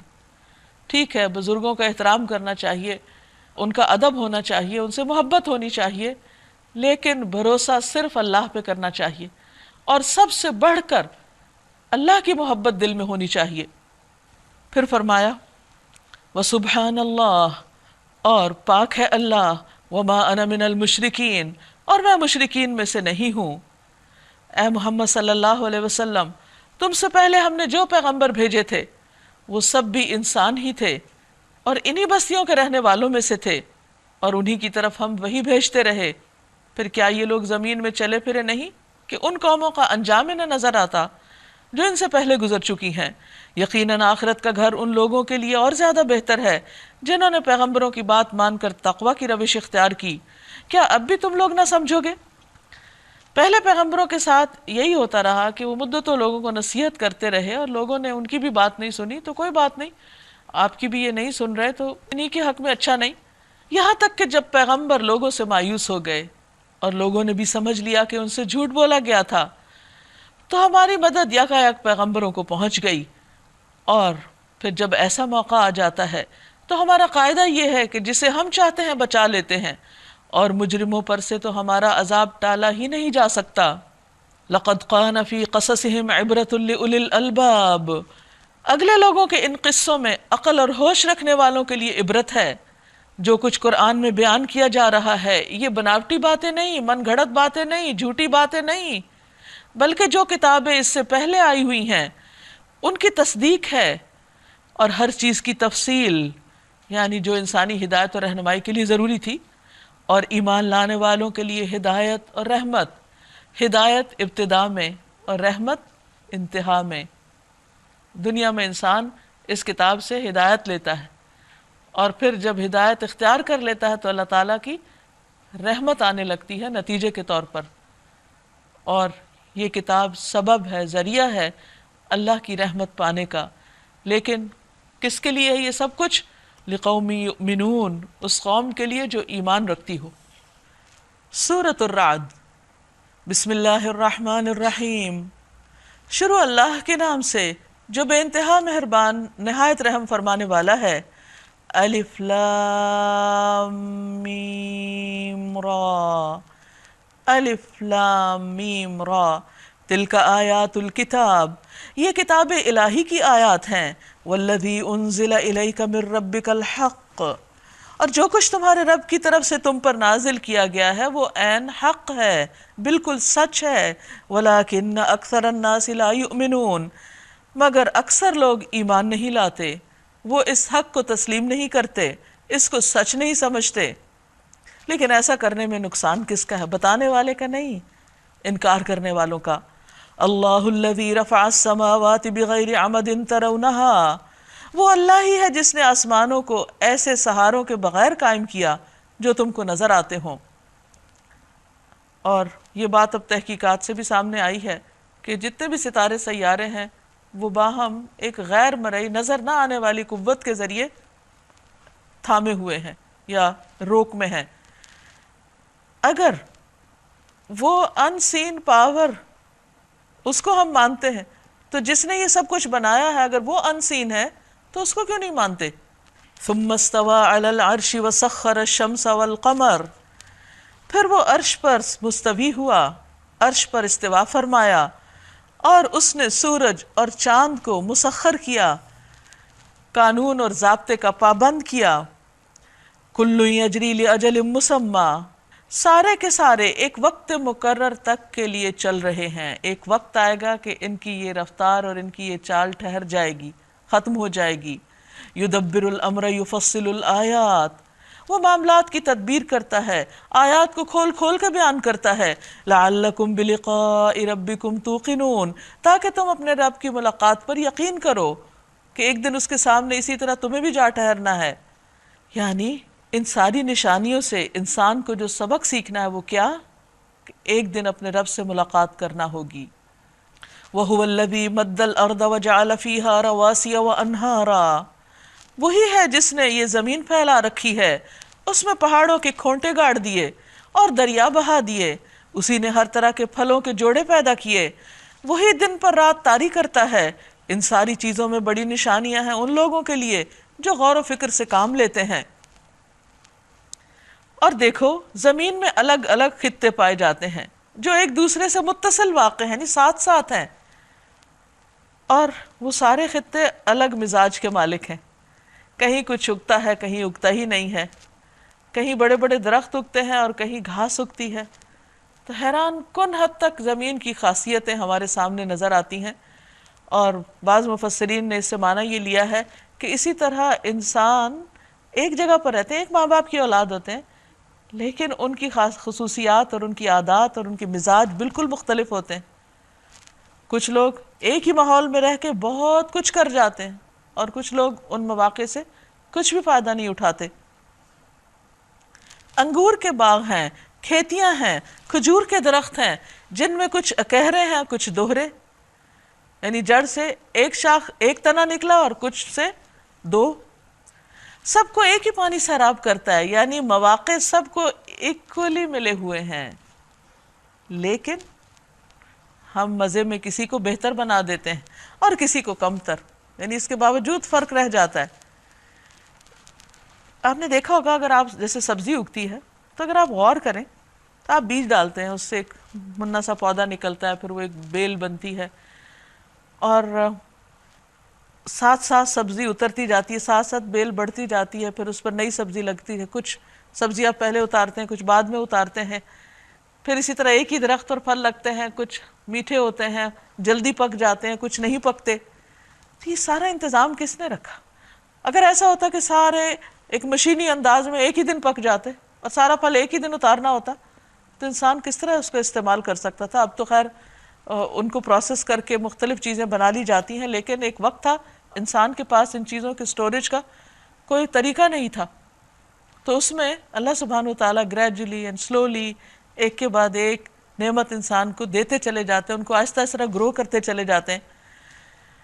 پھر اسی طرح ایک ہی بیج سے، ایک ہی درخت پر سے جو پھل اترتا ہے، ہر ایک پھل کا ذائقہ ہی فرق ہوتا ہے. کوئی زیادہ مزے کا ہوتا ہے، کوئی نہیں ہوتا. وہیں سے میٹھا نکل رہا ہے، وہیں سے کھٹا نکل رہا ہے. ان سب چیزوں میں بہت سی نشانیاں ہیں ان لوگوں کے لیے جو عقل سے کام لیتے ہیں. یعنی وہ نشانیوں پر ایسے ہی گزرتے نہیں چلے جاتے اندھے بہرے بن کر. وَإِن تَعْجَبْ فَعَجَبٌ قَوْلُهُمْ. اب اگر تمہیں تعجب کرنا ہے تو تعجب کے قابل لوگوں کا یہ قول ہے کہ جب ہم مر کر مٹی ہو جائیں گے تو کیا ہم نئے سرے سے پیدا کیے جائیں گے؟ یہ وہ لوگ ہیں جنہوں نے اپنے رب سے کفر کیا ہے. بات یہ ہے کہ ایک واقعہ جو ایک دفعہ ہو چکا، کیا وہ دوبارہ نہیں ہو سکتا؟ اس وقت ہم اس دنیا میں رہتے ہیں اور روز انسان پیدا ہو رہے ہیں، درخت اگ رہے ہیں، یہ سب کچھ ہماری آنکھوں کے سامنے ہے، یہ ہو رہا ہے. اور اگر ایک چیز ایک دفعہ ہو سکتی ہے تو دوبارہ کیوں نہیں ہو سکتی؟ یعنی ہم کچھ بھی نہیں تھے تو آج ہم اس دنیا میں موجود ہیں، پھر کچھ نہیں رہیں گے، پھر دوبارہ کیوں نہیں پیدا ہو سکتے؟ اگر آج پیدا ہوئے تو کل بھی ہو سکتے ہیں. تو انسانوں کے لیے اس میں حیرانی کی کیا بات ہے؟ یہ ماننا ان کے لیے مشکل کیوں ہے کہ دوبارہ زندگی عین ممکن ہے، اسی طرح جیسے پہلی بار ممکن تھی. یہ وہ لوگ ہیں جنہوں نے اپنے رب سے کفر کیا ہے، یعنی آخرت کا انکار دراصل اللہ کا انکار ہے، اس کی قدرت اور حکمت کا انکار ہے. یہ وہ لوگ ہیں جن کی گردنوں میں طوق پڑے ہوئے ہیں، یعنی طوق ہوتا ہے قیدی ہونے کی علامت، جکڑاؤ کی علامت. یعنی یہ ہٹ دھرمی کا شکار ہیں، آبا و اجداد کے طریقوں پر جمے ہوئے ہیں اور ان کے اندر سوچ کی وسعت نہیں، عقل سے کام نہیں لیتے. یہ جہنمی ہیں اور جہنم میں ہمیشہ رہیں گے. یعنی جو شخص عقل سے کام نہ لے پھر اس کا انجام بہت برا ہے، کیونکہ اللہ تعالیٰ نے انسان کو اس عقل کی بنا پر ہی دوسری مخلوق سے فوقیت دی. مثلا آپ دیکھیے کہ گائے اور بھینس کو بھی پانی نظر آتا ہے اور وہ پانی دکھتا ہے، ان کو بھی سورج کی روشنی دکھتی ہے، ان کو بھی چارہ دکھتا ہے.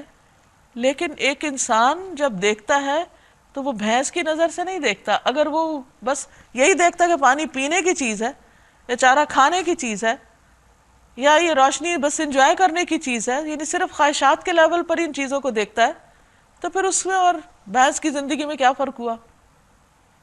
تو بندہ ان تمام چیزوں کو دیکھ کر غور و فکر کرتا ہے، ان کے فائدے جانتا ہے، اور پھر ان سب چیزوں کا جو الٹیمیٹ فائدہ ان پر غور و فکر کا، اور وہ کیا ہے کہ جس نے پیدا کیا اس کی پہچان. تو اس کے بارے میں یہاں پر سمجھایا جا رہا ہے کہ جو عقل استعمال نہیں کرتے پھر وہ جہنم کا کوڑا کرکٹ ہے. اللہ کو ایسے لوگوں کی کوئی ضرورت نہیں کہ جنہوں نے اللہ کی اس نعمت کو استعمال نہیں کیا. یہ لوگ بھلائی سے پہلے برائی کے لیے جلدی مچا رہے ہیں، حالانکہ ان سے پہلے جو لوگ اس روش پہ چلے ہیں ان کی عبرتناک مثالیں گزر چکی ہیں کہ وہ عذاب مانگتے تھے تو عذاب ان پہ آ گئے. تو ان کو ان کے واقعات سے نصیحت کیوں نہیں ہوتی؟ حقیقت یہ ہے کہ تیرا رب لوگوں کی زیادتیوں کے باوجود ان سے چشم پوشی سے کام لیتا ہے، اور یہ بھی حقیقت ہے کہ تیرا رب سخت سزا دینے والا ہے.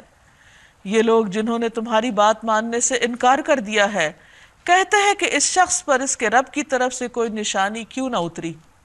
تم تو محض خبردار کر دینے والے ہو اور ہر قوم کے لیے ایک رہنما ہے.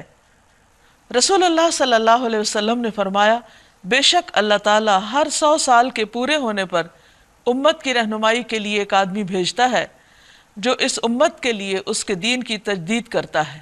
اللہ یعلم ما تحمل کل انثی وما تغید الارحام. اللہ ایک ایک حاملہ کے پیٹ سے واقف ہے، جو کچھ اس میں بنتا ہے اسے بھی وہ جانتا ہے، اور جو کچھ اس میں کمی یا بیشی ہوتی ہے اس سے بھی وہ باخبر رہتا ہے. ہر چیز کے لیے اس کے ہاں ایک مقدار مقرر ہے. اور اگر غور کیا جائے تو آپ دیکھیے کہ انسانوں میں مرد اور عورت کا جو تناسب ہے وہ کتنا زبردست ہے.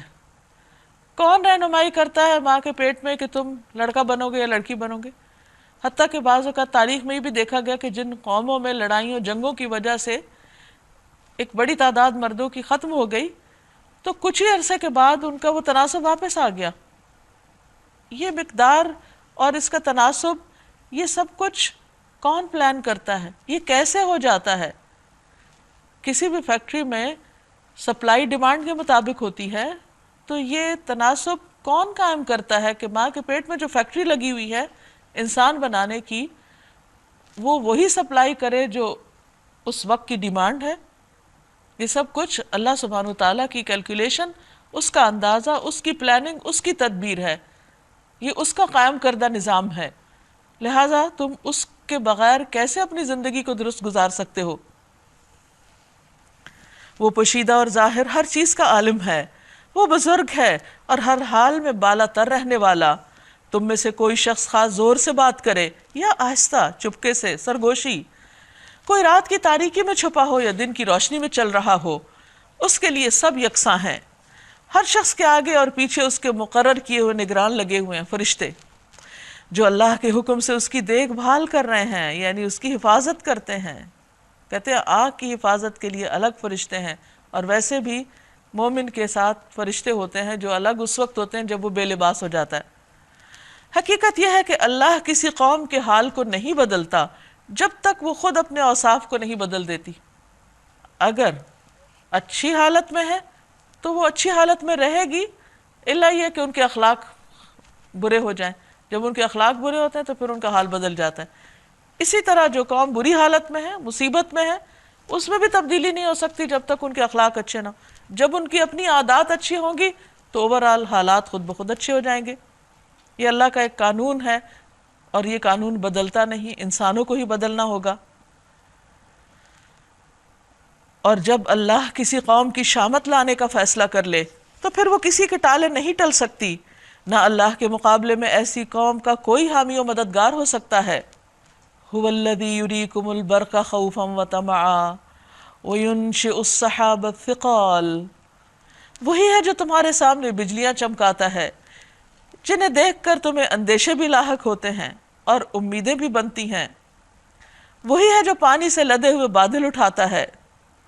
وَيُسَبِّحُ الرَّعْدُ بِحَمْدِهِ وَالْمَلَائِكَةُ مِنْ خِيفَتِهِ. بادلوں کی گرج اس کی حمد کے ساتھ اس کی پاکی بیان کرتی ہے، اور فرشتے اس کی ہیبت سے لرزتے ہوئے اس کی تسبیح کرتے ہیں.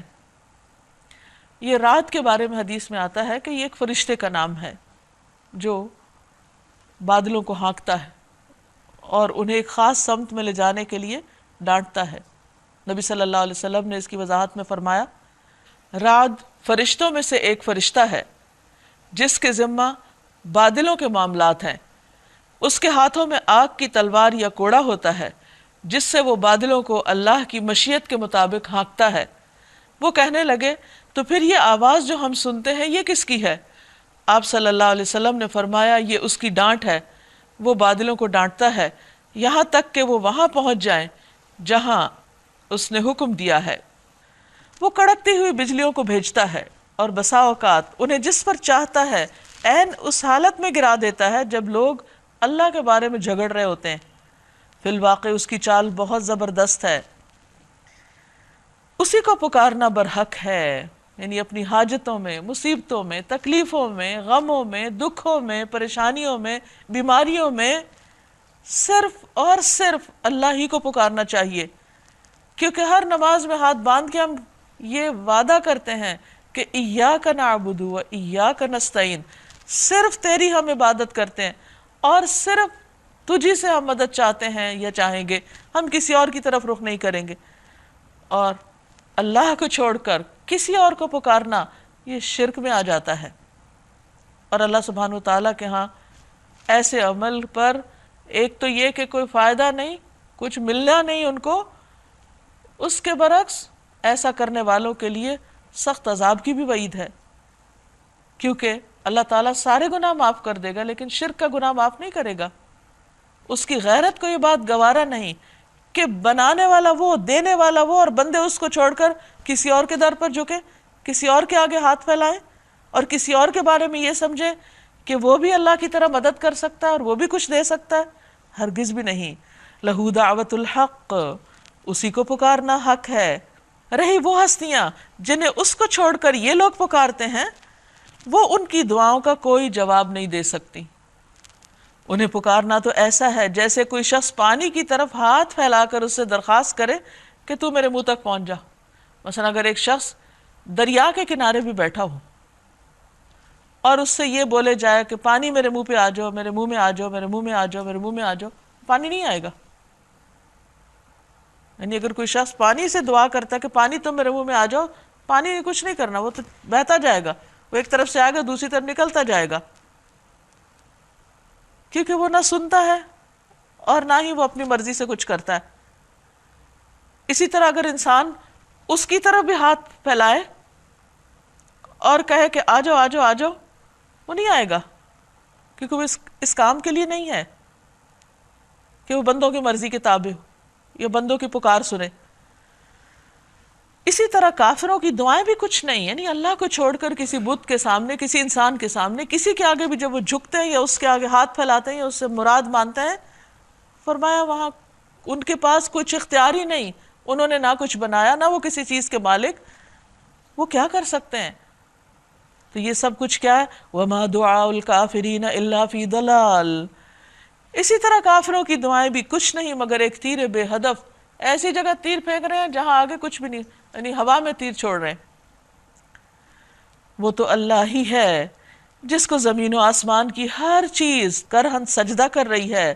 وَلِلَّهِ يَسْجُدُ مَن فِي السَّمَاوَاتِ وَالْأَرْضِ طَوْعًا وَكَرْهًا۔ کچھ خوشی سے اللہ کے آگے جھکتے ہیں اور کچھ مجبوراً، جب کوئی مصیبت آتی ہے تب آ کے نماز پڑھ لیتے ہیں یا جھک جاتے ہیں، یہ تھوڑی عاجزی کا اظہار کرتے ہیں، جب مصیبت ٹل جاتی ہے پھر دوبارہ وہی اکڑ شروع ہو جاتی۔ وَظِلَالُهُمْ بِالْغُدُوِّ وَالْآصَالِ۔ اس کے برعکس دوسرے آبجیکٹس کچھ تو لٹرلی اس کے آگے جھکے ہوئے ہیں، جیسے آپ دیکھیے بھیڑ بکریاں جو ہیں وہ ہر وقت رکوع کی حالت میں، کچھ جانور زمین پر رینگ رہے ہیں وہ ایک طرح سے سجدے کی حالت میں، کچھ جانور جو ہیں وہ اللہ سبحانہ و تعالیٰ کے حکم سے تیر رہے ہیں، کچھ ہوا میں اڑ رہے ہیں، اللہ ہی کی بات مان رہے ہیں۔ لیکن جیسے درخت ہیں ان کی شاخیں جھکی ہوئی ہیں، پہاڑوں کی چوٹیاں ہیں وہ اپنی نیچر کے اعتبار سے جھک نہیں سکتی، تو ایسے آبجیکٹس جو ایک ہی جگہ سٹل ہیں، ان کے سائے زمین پہ لیٹے ہوئے ہیں، وہ ایک طرح سے سجدہ کر رہے ہیں۔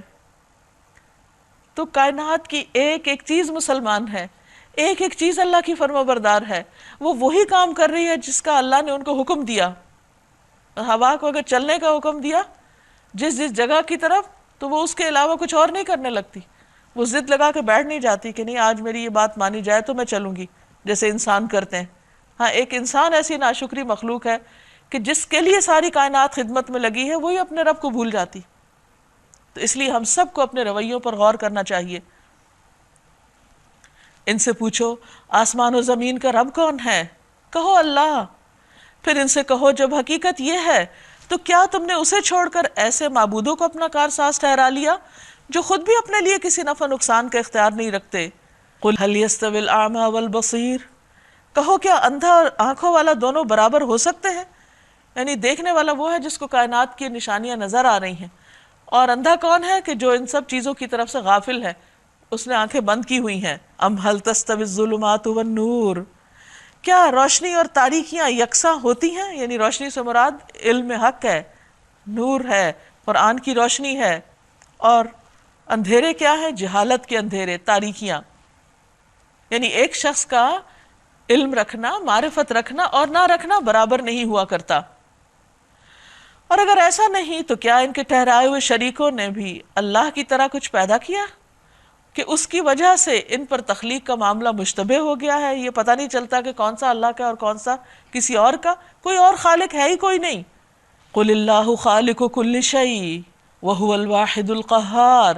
کہو ہر چیز کا خالق صرف اللہ ہے اور وہ یکتا ہے، سب پر غالب ہے۔ انزل من السماء ماء۔ اللہ نے آسمان سے پانی برسایا اور ہر ندی نالا اپنے ظرف کے مطابق اسے لے کر چل نکلا۔ یعنی بارش جب آتی ہے تو کہیں بڑے بڑے دریا بہہ رہے ہوتے ہیں اور کہیں تھوڑا سا پانی، یعنی جو زمین جیسی ہوتی ہے اس کے مطابق پانی کا بہاؤ ہوتا ہے۔ پھر جب سیلاب اٹھا تو سطح پر جھاگ بھی آ گئے۔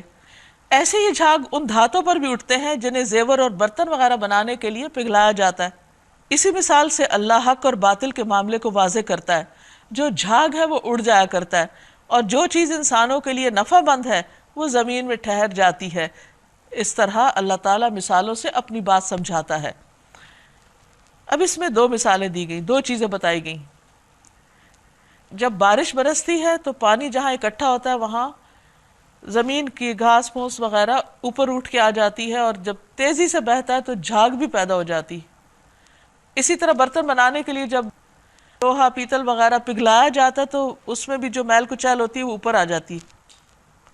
اب ہوتا کیا ہے کہ تھوڑی دیر کے بعد وہ جھاگ اڑ جاتا ہے، ختم ہو جاتا ہے، اور جو پیور خالص چیز ہے وہ باقی رہتی، اور لوگ اس سے فائدہ اٹھاتے ہیں۔ پانی بھی صاف جو ہوتا ہے اس سے فائدہ اٹھایا جاتا ہے، اسی طرح دھاتیں بھی جو صاف ہو جاتی ہیں ان سے برتن وغیرہ بنا لیے جاتے ہیں۔ اس مثال سے کیا بات سمجھ میں آتی ہے کہ اللہ سبحانہ وتعالیٰ مختلف طریقوں سے انسان کا امتحان کرتے رہتے ہیں، آزمائشیں آتی، پھر کیا ہوتا ہے کہ ان آزمائشوں کے بعد انسان کے اندر جو میل کچیل ہوتی ہے وہ نکل جاتی، اور جو اس کے اندر خالص ایمان یا اس کے مضبوط عقائد ہوتے ہیں وہ جمے رہتے ہیں اور فائدہ مند ہوتے ہیں، اس سے آگے مزید فائدہ اس کو پہنچتا ہے کیونکہ اس کی زندگی کا رخ درست ہو جاتا ہے۔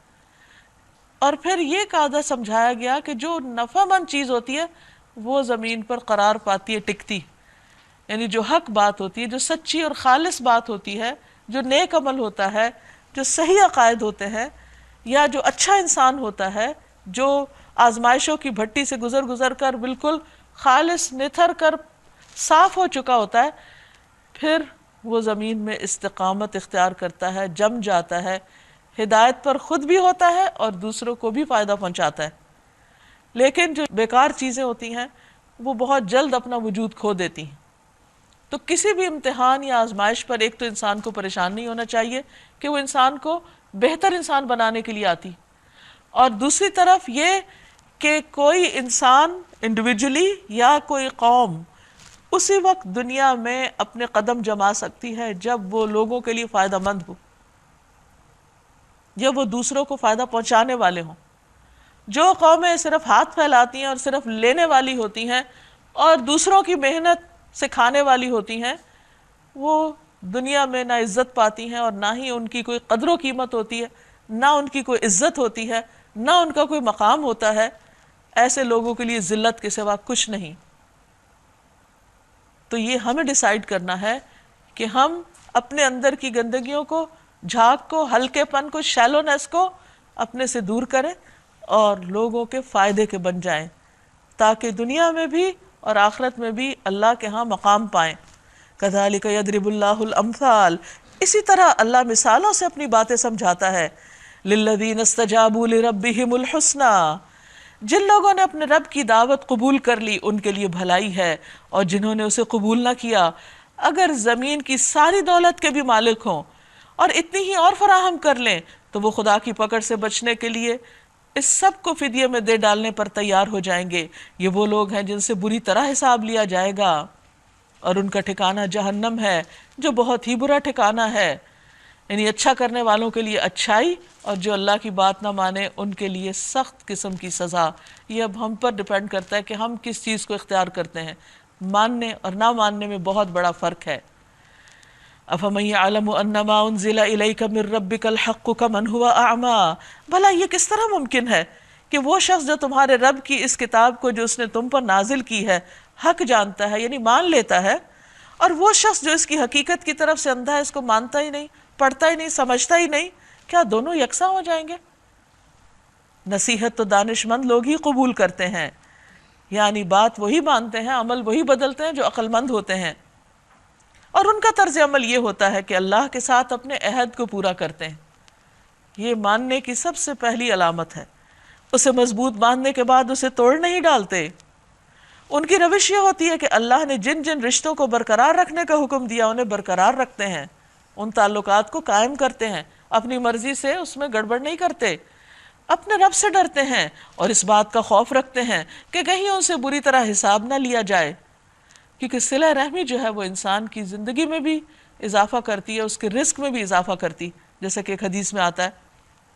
ابن عمر سے روایت ہے، جو اپنے رب کا تقوی اختیار کرے اور صلہ رحمی کرے، یعنی رشتوں کو جوڑے، اس کی موت میں تاخیر کر دی جاتی ہے، یعنی عمر میں برکت ہوتی، اور اس کے مال میں اضافہ کر دیا جاتا ہے، اور اس کے گھر والے اس سے محبت کرنے لگتے ہیں۔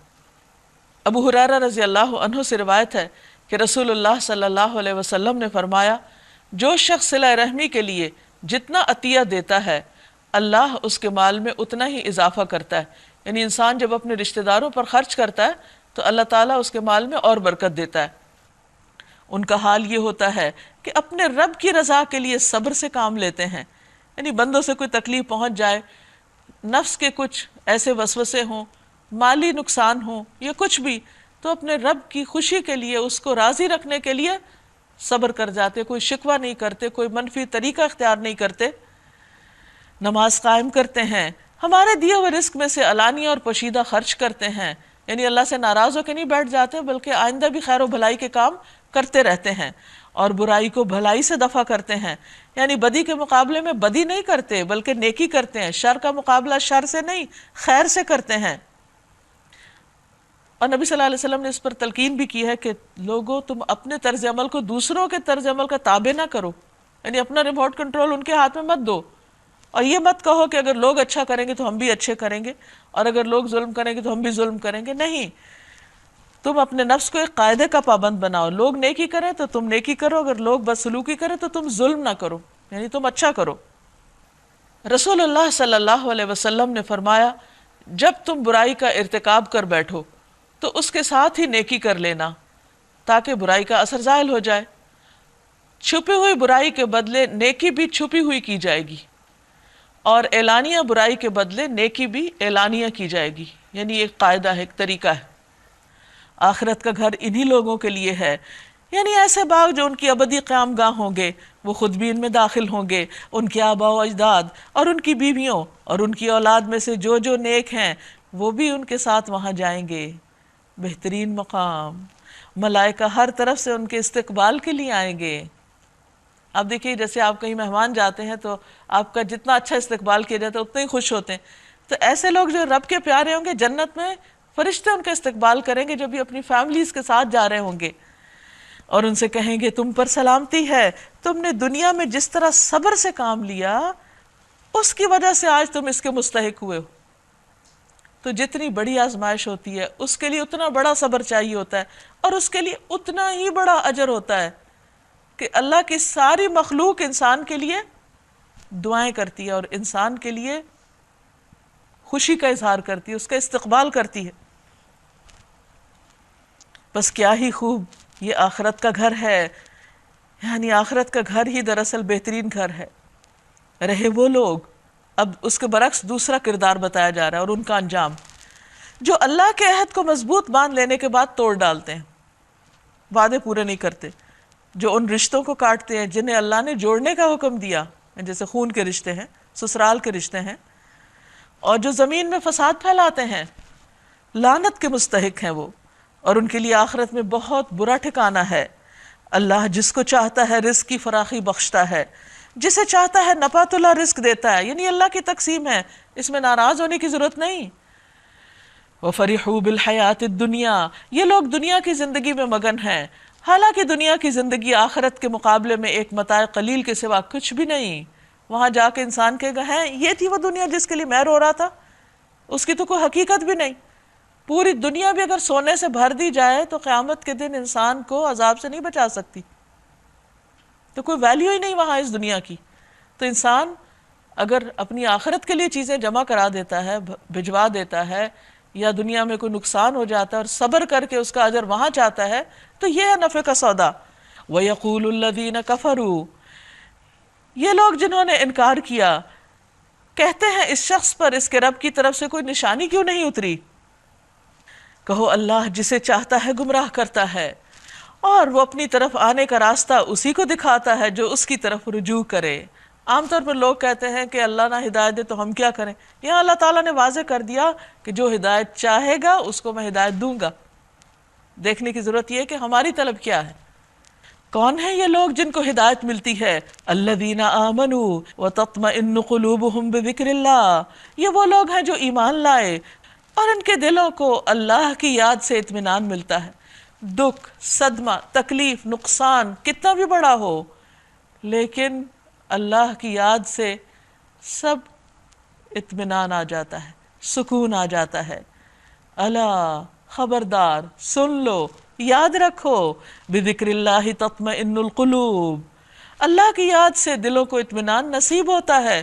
اس لیے ہر صدمے اور دکھ کے موقع پر اس کو بار بار دہرانے کی بجائے، اس کا ذکر کرنے کی بجائے اللہ کا ذکر شروع کر دو۔ نبی صلی اللہ علیہ وسلم کا طریقہ یہی تھا کہ چھوٹی سی بھی کوئی تکلیف ہوتی، اذا حزبہ امر فزع الی الصلاۃ، فوراً نماز کی طرف دوڑتے تھے، اللہ کو یاد کرتے تھے، کیونکہ دلوں کی ٹھنڈک اور راحت تو اللہ کی یاد میں ہے۔ نبی صلی اللہ علیہ وسلم نے فرمایا، اس شخص کی مثال جو اپنے رب کا ذکر کرتا ہے اور اس کی مثال جو اپنے رب کا ذکر نہیں کرتا، زندہ اور مردہ جیسی ہے۔ الذین آمنوا، یہ وہ لوگ ہیں جو ایمان لائے، وعملوا الصالحات، اور انہوں نے اچھے کام کیے، طوبی لہم، ان کے لیے خوشخبریاں ہیں، ان کے لیے طوبیٰ ہے، وحسن مآب، اور اچھا انجام، یہی لوگ خوش نصیب ہیں۔ اے محمد صلی اللہ علیہ وسلم، اسی شان سے ہم نے تم کو رسول بنا کے بھیجا ایک ایسی قوم میں جس سے پہلے بہت سی قومیں گزر چکی ہیں، تاکہ تم ان لوگوں کو وہ پیغام سناؤ جو ہم نے تم پہ نازل کیا، اس حال میں کہ یہ اپنے نہایت مہربان خدا کے کافر بنے ہوئے ہیں۔ حدیبیہ کے موقع پر سہیل بن عمرو آیا تو کہنے لگا، ہمارے اور اپنے درمیان صلح کی تحریر لکھ لو۔ چنانچہ نبی صلی اللہ علیہ وسلم نے کاتب کو بلوایا اور فرمایا، لکھو بسم اللہ الرحمن الرحیم۔ سہیل کہنے لگا، رحمان کو اللہ کی قسم میں نہیں جانتا کہ وہ کیا چیز ہے، البتہ تم یوں لکھ سکتے ہو بسمک اللہم، جیسے پہلے لکھا کرتے تھے، یعنی یہ کفار کا طریقہ ہے کہ وہ اللہ کی صفات کو نہیں پہچانتے۔ ان سے کہو وہی میرا رب ہے، اس کے سوا کوئی معبود نہیں، اسی پر میں نے بھروسہ کیا اور اسی کی طرف واپسی ہے۔ اور کیا ہو جاتا اگر کوئی ایسا قرآن اتار دیا جاتا جس کے زور سے پہاڑ چلنے لگتے، یعنی جیسے ان کے مطالبے ہیں، یا زمین شق ہو جاتی، یا مردے قبروں سے نکل کے بولنے لگتے، تو یہ نشانیاں دکھانا اللہ کے لیے تو کچھ مشکل نہیں، بلکہ سارا اختیار اللہ ہی کے ہاتھ میں ہے۔ پھر کیا اہل ایمان کسی نشانی کے ظاہر ہونے کے انتظار میں بیٹھے؟ یعنی یہ جو کہیں گے وہی ہوتا رہے گا، تو اصل مقصد تو پیچھے رہ جائے گا۔ اور وہ یہ جان کے مایوس نہیں ہو گئے کہ اگر اللہ چاہتا تو سارے انسانوں کو ہدایت دے دیتا، یعنی اللہ زبردستی بھی دے سکتا تھا، لیکن اس نے ایسا نہیں کیا۔ جن لوگوں نے اللہ کے ساتھ کفر کا رویہ اختیار کیا، ان پر ان کے کرتوتوں کی وجہ سے کوئی نہ کوئی آفت آتی ہی رہتی ہے، یا ان کے گھر کے قریب کہیں نازل ہوتی ہے۔ یہ سلسلہ چلتا رہے گا یہاں تک کہ اللہ کا وعدہ آ پورا ہو۔ یقیناً اللہ اپنے وعدے کی خلاف ورزی نہیں کرتا۔ تم سے پہلے بھی بہت سے رسولوں کا مذاق اڑایا جا چکا، مگر میں نے منکرین کو ہمیشہ ڈھیل دی اور آخر کار پھر ان کو پکڑ لیا، ایک وقت مقرر کے بعد خاتمہ کر دیا۔ پھر دیکھ لو کہ میری سزا کیسی سخت تھی۔ افمن هو قائم على كل نفس بما كسبت، پھر کیا وہ جو ایک ایک شخص کی کمائی پر نظر رکھتا ہے، ایک ایک بندے کے حال سے واقف ہے، اس کے مقابلے میں یہ جسارت کی جا رہی کہ لوگوں نے اس کے کوئی شریک ٹھہرا رکھے ہیں۔ اے نبی صلی اللہ علیہ وسلم، ان سے کہیے اگر واقعی وہ شریک ہیں تو ذرا ان کے نام لو کہ وہ ہیں کون۔ کیا تم اللہ کو ایک نئی بات کی خبر دے رہے ہو جسے وہ اپنی زمین میں جانتا ہی نہیں؟ اللہ نے کسی کو بنایا ہی نہیں اپنا شریک، تو تم نے کہاں سے بنا لیا؟ یا تم لوگ بس جو منہ میں آتا ہے وہ بس کہہ ڈالتے ہو؟ حقیقت یہ ہے کہ جن لوگوں نے انکار کیا ہے اور انہوں نے چالیں چلی، ان کے لیے ان کی چالیں مکاریاں خوشنما بنا دی گئیں اور وہ راہ راست سے روک دیے گئے ہیں۔ پھر جس کو اللہ گمراہی میں پھینک دے، اسے کوئی راہ دکھانے والا نہیں، اس کا کوئی ہادی نہیں۔ ان کے لیے پھر کیا ہے؟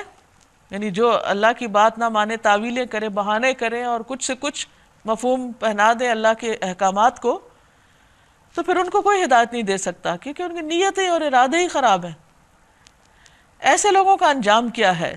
لہم عذاب فی الحیات الدنیا ولعذاب الآخرۃ اشق، ایسے لوگوں کے لیے دنیا کی زندگی میں عذاب ہے اور آخرت کا عذاب تو اس سے بھی زیادہ سخت ہے۔ ایسا کوئی ایسا نہیں جو انہیں خدا کے عذاب سے بچانے والا ہو۔ خدا ترس انسانوں کے لیے جس جنت کا وعدہ کیا گیا ہے، وما لہم من اللہ من واق، اور انہیں کوئی اللہ کے عذاب سے بچانے والا بھی نہیں۔ مثل الجنت التی وعد المتقون تجری من تحتها الانہار اکلها دائم وظلها تلک عقبی الذین اتقوا وعقبی الکافرین النار۔ اللہ سے ڈرنے والے انسانوں کے لیے جس جنت کا وعدہ کیا گیا ہے، اس کی شان یہ ہے کہ اس کے نیچے نہریں بہہ رہی ہیں، اس کے پھل دائمی ہیں، ہمیشہ کے لیے، موسم ختم نہیں ہوتا وہاں کہ اب یہ فلاں فروٹ نہیں ملے گا، اور اس کا سایہ بھی لازوال۔ رسول اللہ صلی اللہ علیہ وسلم نے فرمایا، میں نے جنت دیکھی تو اس میں سے ایک خوشہ لینا چاہا، اور اگر میں لے لیتا تو تم اس وقت تک اسے کھاتے رہتے جب تک یہ دنیا موجود ہے۔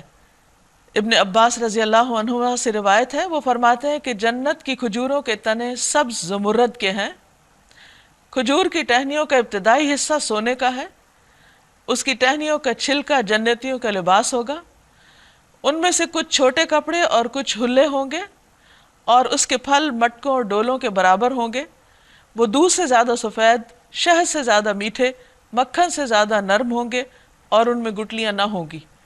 اب اس طرح کے درخت اللہ ہی بہتر جانتا ہے، کیونکہ جنت کی چیزیں تو کسی نے دیکھی نہیں، لیکن یہ بدلہ ہے ان لوگوں کا جو دنیا میں صبر کرتے ہیں۔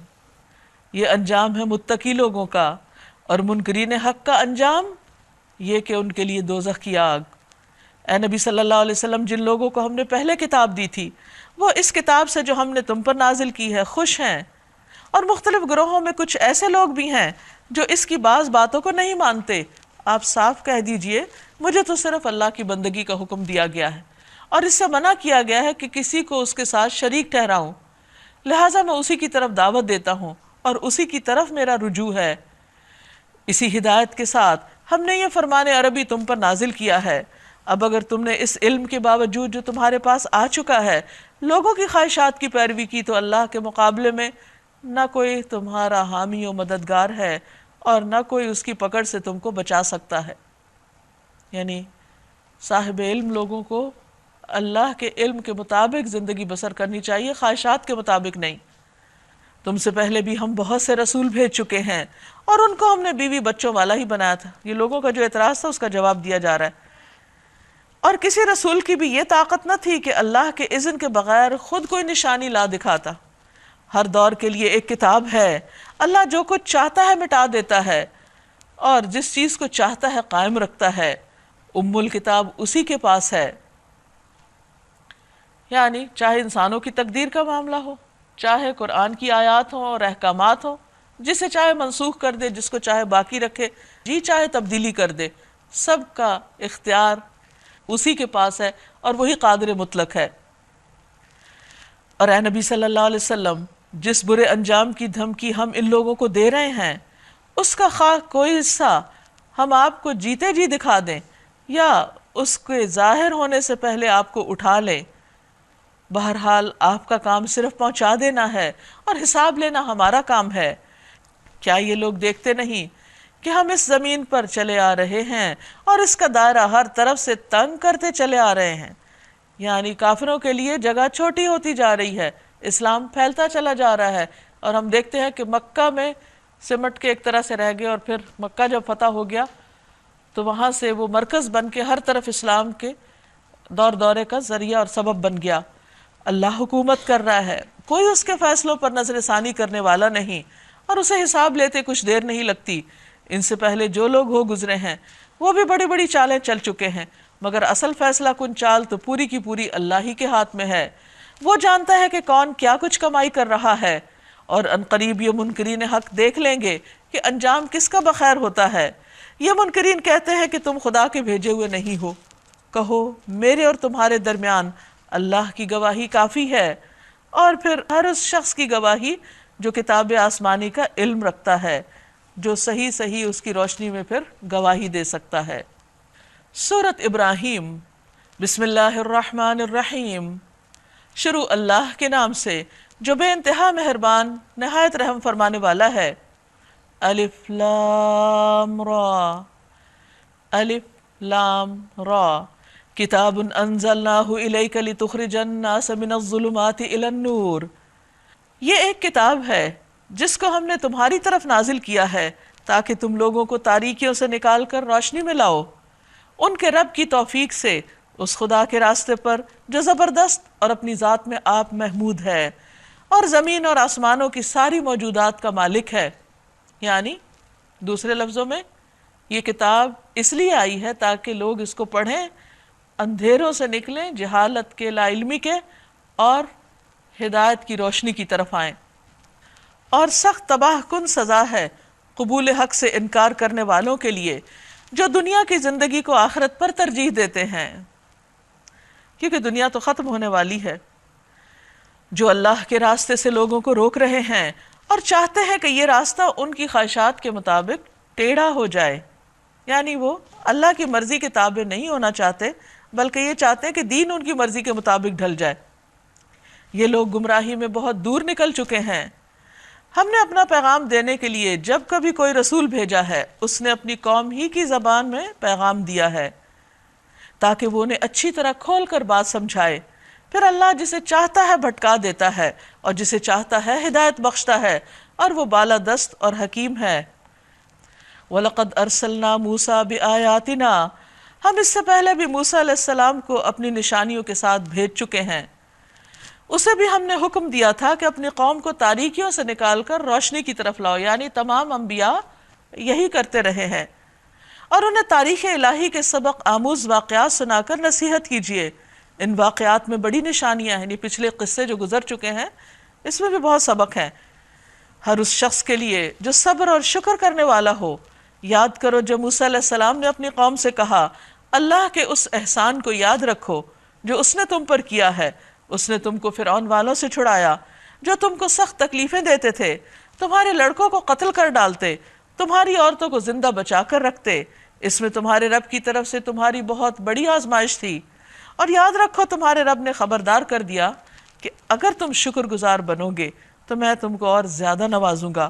رسول اللہ صلی اللہ علیہ وسلم نے فرمایا، اللہ تعالیٰ اپنے بندوں کو نفع پہنچانے کے لیے کچھ لوگوں کو بطور خاص نعمتیں عطا کرتا ہے، یعنی ان کو دوسروں کے مقابلے میں خاص نعمتیں دے دیتا ہے۔ اگر وہ خرچ کرتے رہتے ہیں تو وہ انعامات برقرار رہتے ہیں، اور اگر وہ رک جائیں تو وہ ان سے سلب کر کے دوسروں کو عطا کر دیتا ہے۔ تو نعمتوں کو برقرار رکھنے کا طریقہ کیا ہے کہ انسان انہیں دوسروں پر خرچ کرتا رہے، اور اگر ناشکری کی تو بے شک میرا عذاب بھی بہت سخت ہے۔ یہ موسیٰ علیہ السلام بنی اسرائیل کو کچھ نصیحتیں کر رہے ہیں، کچھ تلقین کر رہے ہیں، اور موسیٰ علیہ السلام نے کہا اگر تم کفر کرو اور زمین کے سارے رہنے والے بھی کافر ہو جائیں تو اللہ بے نیاز اور اپنی ذات میں آپ محمود ہے، تعریف والا ہے۔ کیا تمہیں ان قوموں کے حالات نہیں پہنچے جو تم سے پہلے گزر چکی ہیں؟ قوم نوح، عاد، سمود اور ان کے بعد آنے والی بہت سی قومیں جن کا شمار بس اللہ ہی کو معلوم ہے، یعنی لوگوں کو تو یہ بھی نہیں پتا کہ وہ کتنی تھیں، ان کا نمبر بھی نہیں پتا، اور ان کا نام، حال، حلیہ، کلچر سب کچھ ملیا میٹ ہو گیا، کچھ بھی نہیں پتا کسی کو۔ ان کے رسول جب ان کے پاس صاف صاف باتیں اور کھلی کھلی نشانیاں لیے ہوئے آئے تو انہوں نے اپنے منہ میں ہاتھ دبا لیے، حیرانی کا اظہار کیا اور کہا جس پیغام کے ساتھ تم بھیجے گئے ہو ہم اس کو نہیں مانتے، اور جس چیز کی تم ہمیں دعوت دیتے ہو اس کی طرف سے ہم سخت خلجان آمیز شک میں پڑے ہوئے ہیں۔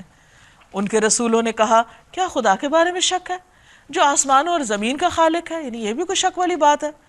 وہ تمہیں بلا رہا ہے تاکہ تمہارے قصور معاف کرے اور تم کو ایک مدت مقرر تک مہلت دے۔ انہوں نے جواب دیا تم کچھ نہیں مگر ویسے ہی انسان جیسے ہم ہیں، یعنی تکبر میں آگے، اور کہا چونکہ تم انسان ہو اس لیے ہم تمہاری بات نہیں مانتے۔ تم ہمیں ان ہستیوں کی بندگی سے روکنا چاہتے ہو جن کی بندگی باپ دادا کے وقت سے ہوتی چلی آئی؟ اچھا تو لاؤ کوئی کھلی دلیل، صریح سند۔ ان کے رسولوں نے ان سے کہا واقعی ہم کچھ نہیں مگر تم جیسے ہی انسان۔ کس قدر ان کے اندر عاجزی تھی، لیکن اللہ اپنے بندوں میں سے جس کو چاہتا ہے نوازتا ہے، یعنی اللہ نے ہمیں تمہاری ہدایت کے لیے مبعوث کیا، اور یہ ہمارے اختیار میں نہیں کہ ہم تمہیں کوئی سند لا دیں، وہ بھی اللہ دے گا تو دکھا سکیں گے۔ سند تو اللہ ہی کے اذن سے آ سکتی ہے، اور اللہ ہی پر اہل ایمان کو بھروسہ کرنا چاہیے۔ اور کیوں نہ ہم اللہ پر بھروسہ کریں جبکہ ہماری زندگی کی راہوں میں اس نے ہماری رہنمائی کی۔ جو اذیتیں تم لوگ ہمیں دے رہے ہو ہم ان پر صبر کریں گے، اور اللہ ہی پر توکل کرنے والوں کو توکل کرنا چاہیے۔ کیونکہ وہی بھروسے کے لائق ہے۔ آخر کار منکرین نے اپنے رسولوں سے کہہ دیا کہ یا تو تمہیں ہماری ملت میں واپس آنا ہوگا ورنہ ہم تمہیں اپنے ملک سے نکال دیں گے، یعنی ہم تم ساتھ نہیں رہ سکتے۔ تب ان کے رب نے ان پر وحی بھیجی، ہم ان ظالموں کو ہلاک کر دیں گے اور ان کے بعد تمہیں زمین میں آباد کریں گے، یہ انعام ہے اس کا جو میرے حضور جواب دہی کا خوف رکھتا ہو اور میری وعید سے ڈرتا ہو۔ انہوں نے فیصلہ چاہا تھا تو اس طرح ان کا فیصلہ ہوا، اور ہر جبار دشمن حق نے منہ کی کھائی۔ پھر اس کے بعد آگے اس کے لیے جہنم ہے، وہاں اسے کچھ لہو کا سا پانی پینے کو دیا جائے گا، یعنی وہ جو زخمی ہوں گے جہنمی آگ کے اندر جلنے کی وجہ سے، اس کا جو پیپ نکلے گی اور جو پانی نکلے گا وہی واپس ان کو پینے کو دے دیا جائے گا۔ نبی صلی اللہ علیہ وسلم نے فرمایا جب دوزخیوں کے سر پر گرم پانی ڈالا جائے گا تو گرم پانی اندر کو اترتا ہوا پیٹ تک پہنچ جائے گا اور ان چیزوں کو کاٹ ڈالے گا جو پیٹ کے اندر ہیں، یعنی آنتے وغیرہ، یہاں تک کہ وہ گرم پانی پیٹ کے اندر کی چیزوں کو کاٹتا اور گلاتا ہوا پیروں کے راستے سے باہر نکال دے گا۔ اور السحر کے یہی معنی ہیں۔ پھر وہ دوزخی کہ جس کے ساتھ گرم پانی کا یہ عمل ہوگا پھر پہلے جیسا ہو جائے گا، جسے وہ زبردستی حلق سے اتارنے کی کوشش کرے گا اور مشکل سے ہی اتار سکے گا۔ ایسی چیز تو اندر اترنا مشکل ہو جاتی ہے، اس کے اندر جو سمیل اور اس کا جو ذائقہ اور اس کی جو شکل، موت ہر طرف سے اس پر چھائی ہوئی ہوگی مگر وہ مرنے نہ پائے گا۔ یعنی جہنم کی ایک مصیبت یہ ہے کہ ثم لا يموت فيها ولا يحيا، اس میں نہ کوئی جیے گا اور نہ مرے گا، نہ وہ زندگی ہے اور نہ وہ موت ہے۔ اور آگے ایک سخت عذاب اس کی جان کا لاگو رہے گا۔ جن لوگوں نے اپنے رب سے کفر کیا ان کے اعمال کی مثال اس راکھ کی سی ہے جسے ایک طوفانی دن کی آندھی نے اڑا دیا۔ راکھ کا اپنا کوئی وزن ہی نہیں ہوتا، بڑے سے بڑا درخت کاٹ کے بھی اگر آپ جلائیں تو اس کی راکھ، اس کو اگر آپ تولیں، اٹھائیں، پکڑیں تو اس کی کوئی حقیقت نہیں۔ اسی طرح جو لوگ ایمان نہ لائیں وہ کتنے بھی اچھے کام کریں وہ سب راکھ کی طرح اڑ جائیں گے، وہ اپنے کیے کا کچھ بھی پھل نہ پا سکیں گے۔ یہی پرلے درجے کی گمگشتگی ہے، گمراہی ہے۔ کیا تم دیکھتے نہیں ہو کہ اللہ نے آسمان و زمین کی تخلیق کو حق پر قائم کیا ہے؟ تو جو لوگ ناحق چلے وہ پھر سوائے بھٹکنے کے اور کچھ نہیں پائیں گے۔ وہ چاہے تو تم لوگوں کو لے جائے اور ایک نئی مخلوق تمہاری جگہ لے آئے، ایسا کرنا اللہ پر کچھ بھی مشکل نہیں۔ اور یہ لوگ جب اکٹھے اللہ کے سامنے بے نقاب ہوں گے تو اس وقت ان میں سے جو دنیا میں کمزور تھے وہ ان لوگوں سے جو بڑے بنے ہوئے تھے کہیں گے دنیا میں ہم تمہارے تابع تھے، اب کیا تم اللہ کے عذاب سے ہم کو بچانے کے لیے بھی کچھ کر سکتے ہو؟ وہ جواب دیں گے اگر اللہ نے ہمیں نجات کی کوئی راہ دکھائی ہوتی تو ہم ضرور تمہیں بھی دکھا دیتے۔ اب تو یکساں ہے خواہ ہم جزا فضا کریں یا صبر، بہرحال ہمارے بچنے کی کوئی صورت نہیں۔ اور جب فیصلہ چکا دیا جائے گا تو شیطان کہے گا حقیقت یہ ہے کہ اللہ نے جو وعدے تم سے کیے تھے وہ سب سچے تھے اور میں نے جتنے وعدے کیے ان میں سے کوئی بھی پورا نہیں کیا، یعنی وہ اپنی بے وفائی کا علل اعلان اظہار کر دے گا۔ میرا تم پر کوئی زور تو نہ تھا، میں نے اس کے سوا کچھ نہیں کیا کہ اپنے رستے کی طرف تمہیں دعوت دی اور تم نے میری دعوت پہ لبیک کہا، کیونکہ تمہاری مرضی بھی وہی تھی۔ اب مجھے ملامت نہ کرو، اپنے آپ ہی کو ملامت کرو، کیونکہ قصور تمہارا اپنا ہے۔ میرا کام تو صرف تمہیں ایک غلط چیز کی طرف اٹریکٹ کرنا تھا۔ یہاں نہ میں تمہاری فریاد رسی کر سکتا ہوں اور نہ تم میری، اس سے پہلے جو تم نے مجھے خدائی میں شریک بنا رکھا تھا میں اس سے بری ذمہ ہوں۔ ایسے ظالموں کے لیے تو دردناک سزا یقینی ہے، بخلاف اس کے جو لوگ دنیا میں ایمان لائے، جنہوں نے نیک عمل کیے، وہ ایسے باغوں میں داخل کیے جائیں گے جن کے نیچے نہریں بہتی ہوں گی، وہاں وہ اپنے رب کے اذن سے ہمیشہ رہیں گے، وہاں ان کا استقبال سلامتی کی دعا سے کیا جائے گا، تحیتہم فیہا سلام۔ الم تر کیف ضرب اللہ مثلا کلمۃ طیبۃ کشجرۃ طیبہ، کیا تم دیکھتے نہیں کہ اللہ نے کلمہ طیبہ کو کس چیز سے مثال دی، لا الہ الا اللہ کو کس طرح بیان کیا؟ اس کی مثال ایسی ہے جیسے ایک اچھی ذات کا درخت جس کی جڑ زمین میں گہری جمی ہوئی ہو اور شاخیں آسمان تک پہنچی ہوئی ہوں، یعنی بلند و بالا درخت، ہر آن وہ اپنے رب کے حکم سے پھل دے رہا ہے۔ یہ مثالیں اللہ اس لیے دیتا ہے کہ لوگ ان سے سبق لیں۔ یعنی ایک انسان جب لا الہ الا اللہ کا درخت اپنے دل میں لگاتا ہے تو وہ پھر کیسا انسان بن جاتا ہے کہ جس کے اندر استقامت ہوتی ہے، وہ آندھی ہوا ہر قسم کی موسم کی شدت سختی کو، بیرونی ماحول کی سختیوں کو برداشت کرنے کے باوجود جمع رہتا ہے، یعنی استقامت اختیار کرتا ہے، اور پھر اس کا تعلق اللہ تعالیٰ کے ساتھ مضبوط ہوتا ہے، بلند و بالا شاخیں اس کی آسمان تک پہنچی ہوئی، یعنی اللہ کے سامنے اس نے ہاتھ پھیلائے ہوتے ہیں اور اللہ سے ہی مانگتا رہتا ہے، اور پھر اپنا پھل ہمیشہ دیتا ہے، ایور گرین درخت ہے، یعنی دوسرے انسانوں کے لیے بہت فائدے کا ہے، ہر ایک کو فائدہ پہنچاتا ہے، کوئی کسی بھی وقت اس کے پاس جائے وہ اس کو محروم نہیں کرتا، ہر ایک کے لیے اس کے پاس خیر ہے۔ یہ گویا اب تین چیزیں ہو گئیں، نمبر ایک اس کی استقامت جو اس کے اپنے ذات کے ساتھ تعلق ہے، اپنی ذات میں وہ ایک بااصول انسان ہے، ایک فرم انسان ہے اچھے عقیدے کے اوپر، اچھی بات کے اوپر۔ دوسری طرف اس کا اللہ سے تعلق تو بہت ہی مضبوط ہے، تیسری طرف وہ ہر انسانوں کے ساتھ تعلق تو وہ ہر وقت بینیفٹ دیتا ہے، اس کا سایہ بھی اور اس کی گرینری بھی اور اس کی آکسیجن بھی اور اس کے پھل بھی، ہر چیز فائدہ مند ہے جس سے لوگ ہر آن فائدہ اٹھا رہے ہیں۔ ایسا ہی شخص دراصل لا الہ الا اللہ سچائی کے ساتھ اور پورے درست طریقے سے پڑھنے والا ہوتا ہے، پورے حق کے ساتھ اس کو قبول کرتا ہے، یہ ہوتا ہے بندہ مومن۔ اس کے برعکس کلمہ خبیثہ کی مثال خبیث درخت کی طرح، یعنی اگر کسی شخص کے دل میں توحید کی بجائے شرک ہے، وہ اللہ کی بجائے کسی اور پر ایمان رکھتا ہے، اس کا بیج کمزور ہے، خبیث ذات کے درخت کا ہے، اصل ہی خراب ہے اس کی، تو پھر وہ جو درخت اگتا بھی ہے تو وہ اونچا نہیں جاتا، اللہ سے اس کا کوئی تعلق ہی نہیں، وہ ادھر ادھر پھیل جاتا ہے۔ اجتثت من فوق الارض، جڑ اس کی زمین میں جاتی ہی نہیں، بس اوپر اوپر کچھ نظر آتا ہے۔ ما لہا من قرار، اس کے لیے کوئی قرار ہی نہیں، کہیں وہ جمتا ہی نہیں۔ تو یہ دونوں درخت بالکل مختلف ہیں۔ مثلاً آپ باغ میں جائیں، ایک طرف گھاس ہے اور ایک طرف کوئی بلند والا درخت ہیں، دونوں ایک ہی زمین میں، ایک ہی طرح کا پانی، ہوا، سورج، ہر چیز مل رہی ہے، لیکن نیچر فرق ہے، تو دونوں کی شکل ہی فرق ہے۔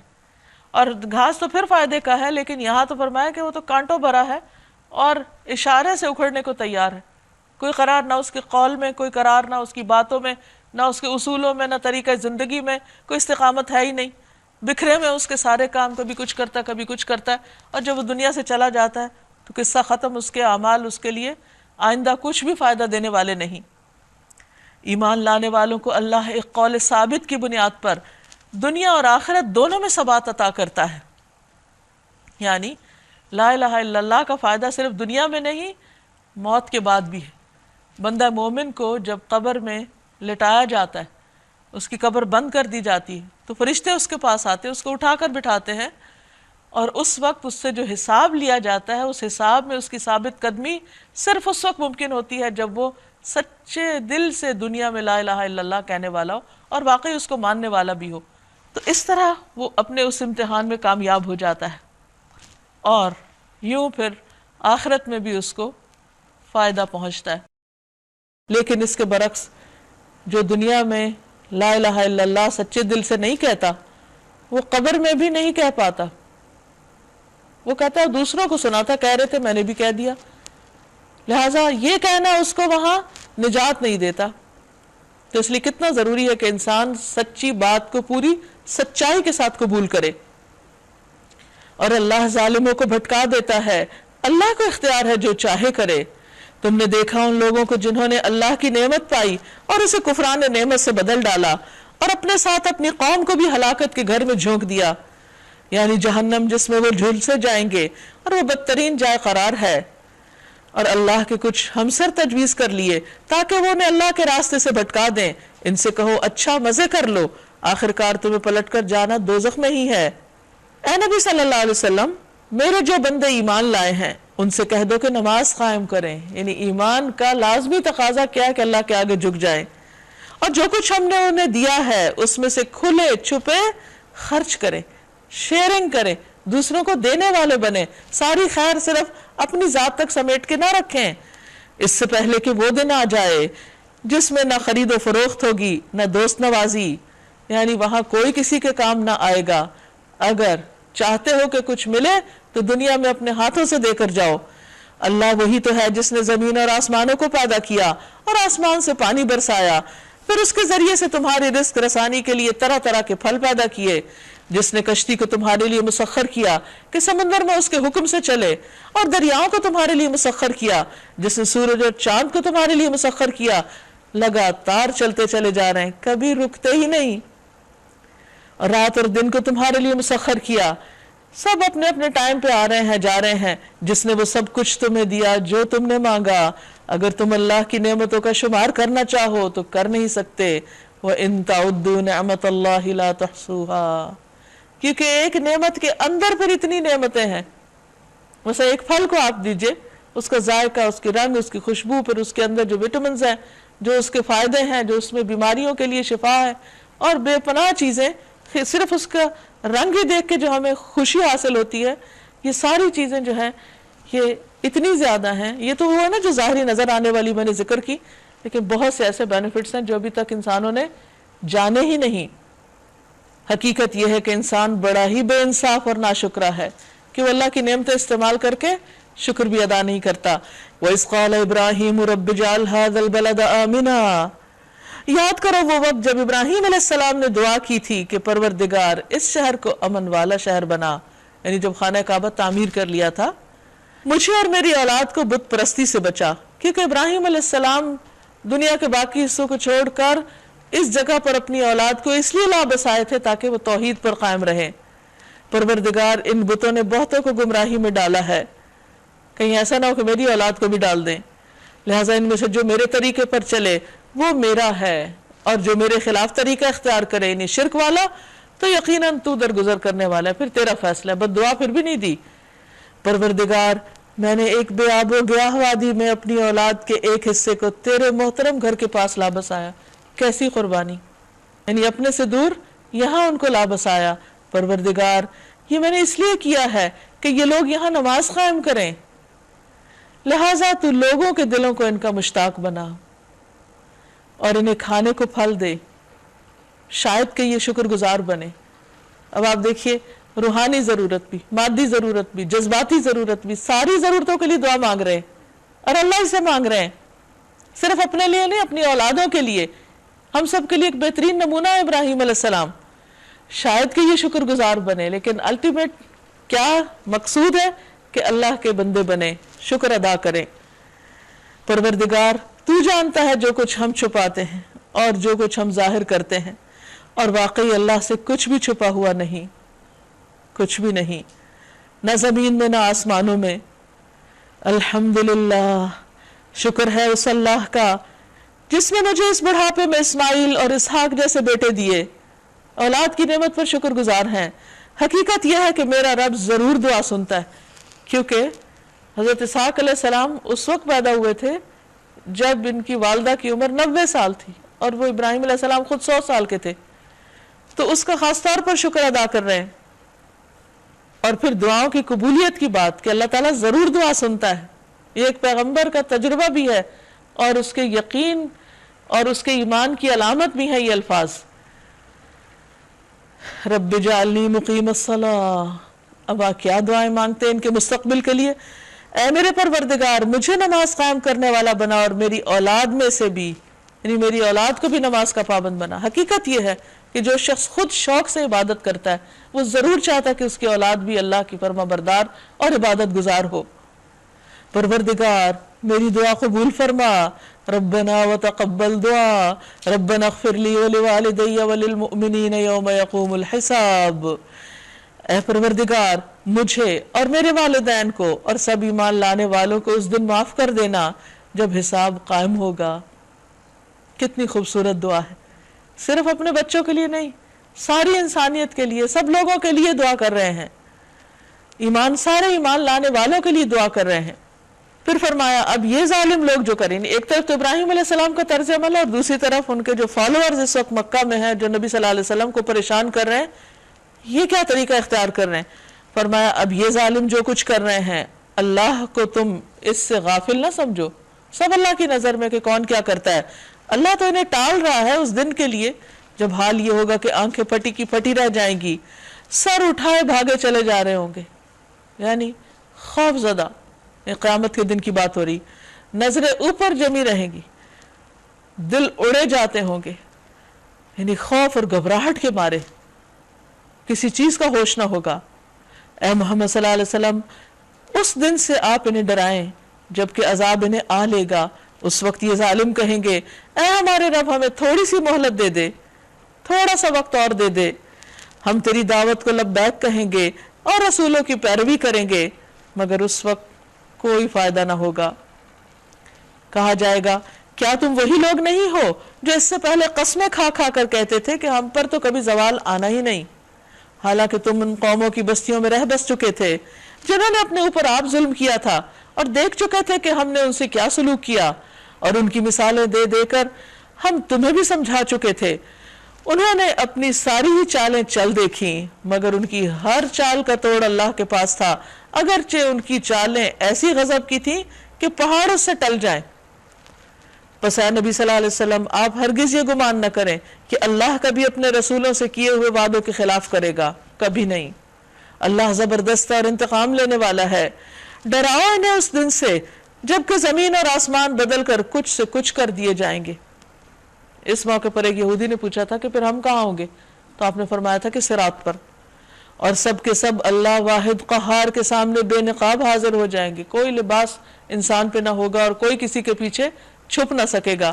اس روز تم مجرموں کو دیکھو گے کہ زنجیروں میں ہاتھ پاؤں جکڑے ہوئے، تارکول کے لباس پہنے ہوئے، یعنی جہنم والوں کا لباس ایسا ہوگا جیسے کالے رنگ کا پینٹ ان کے اوپر پھیر دیا گیا ہے، اور آگ کے شعلے ان کے چہروں پر چھا رہے ہوں گے۔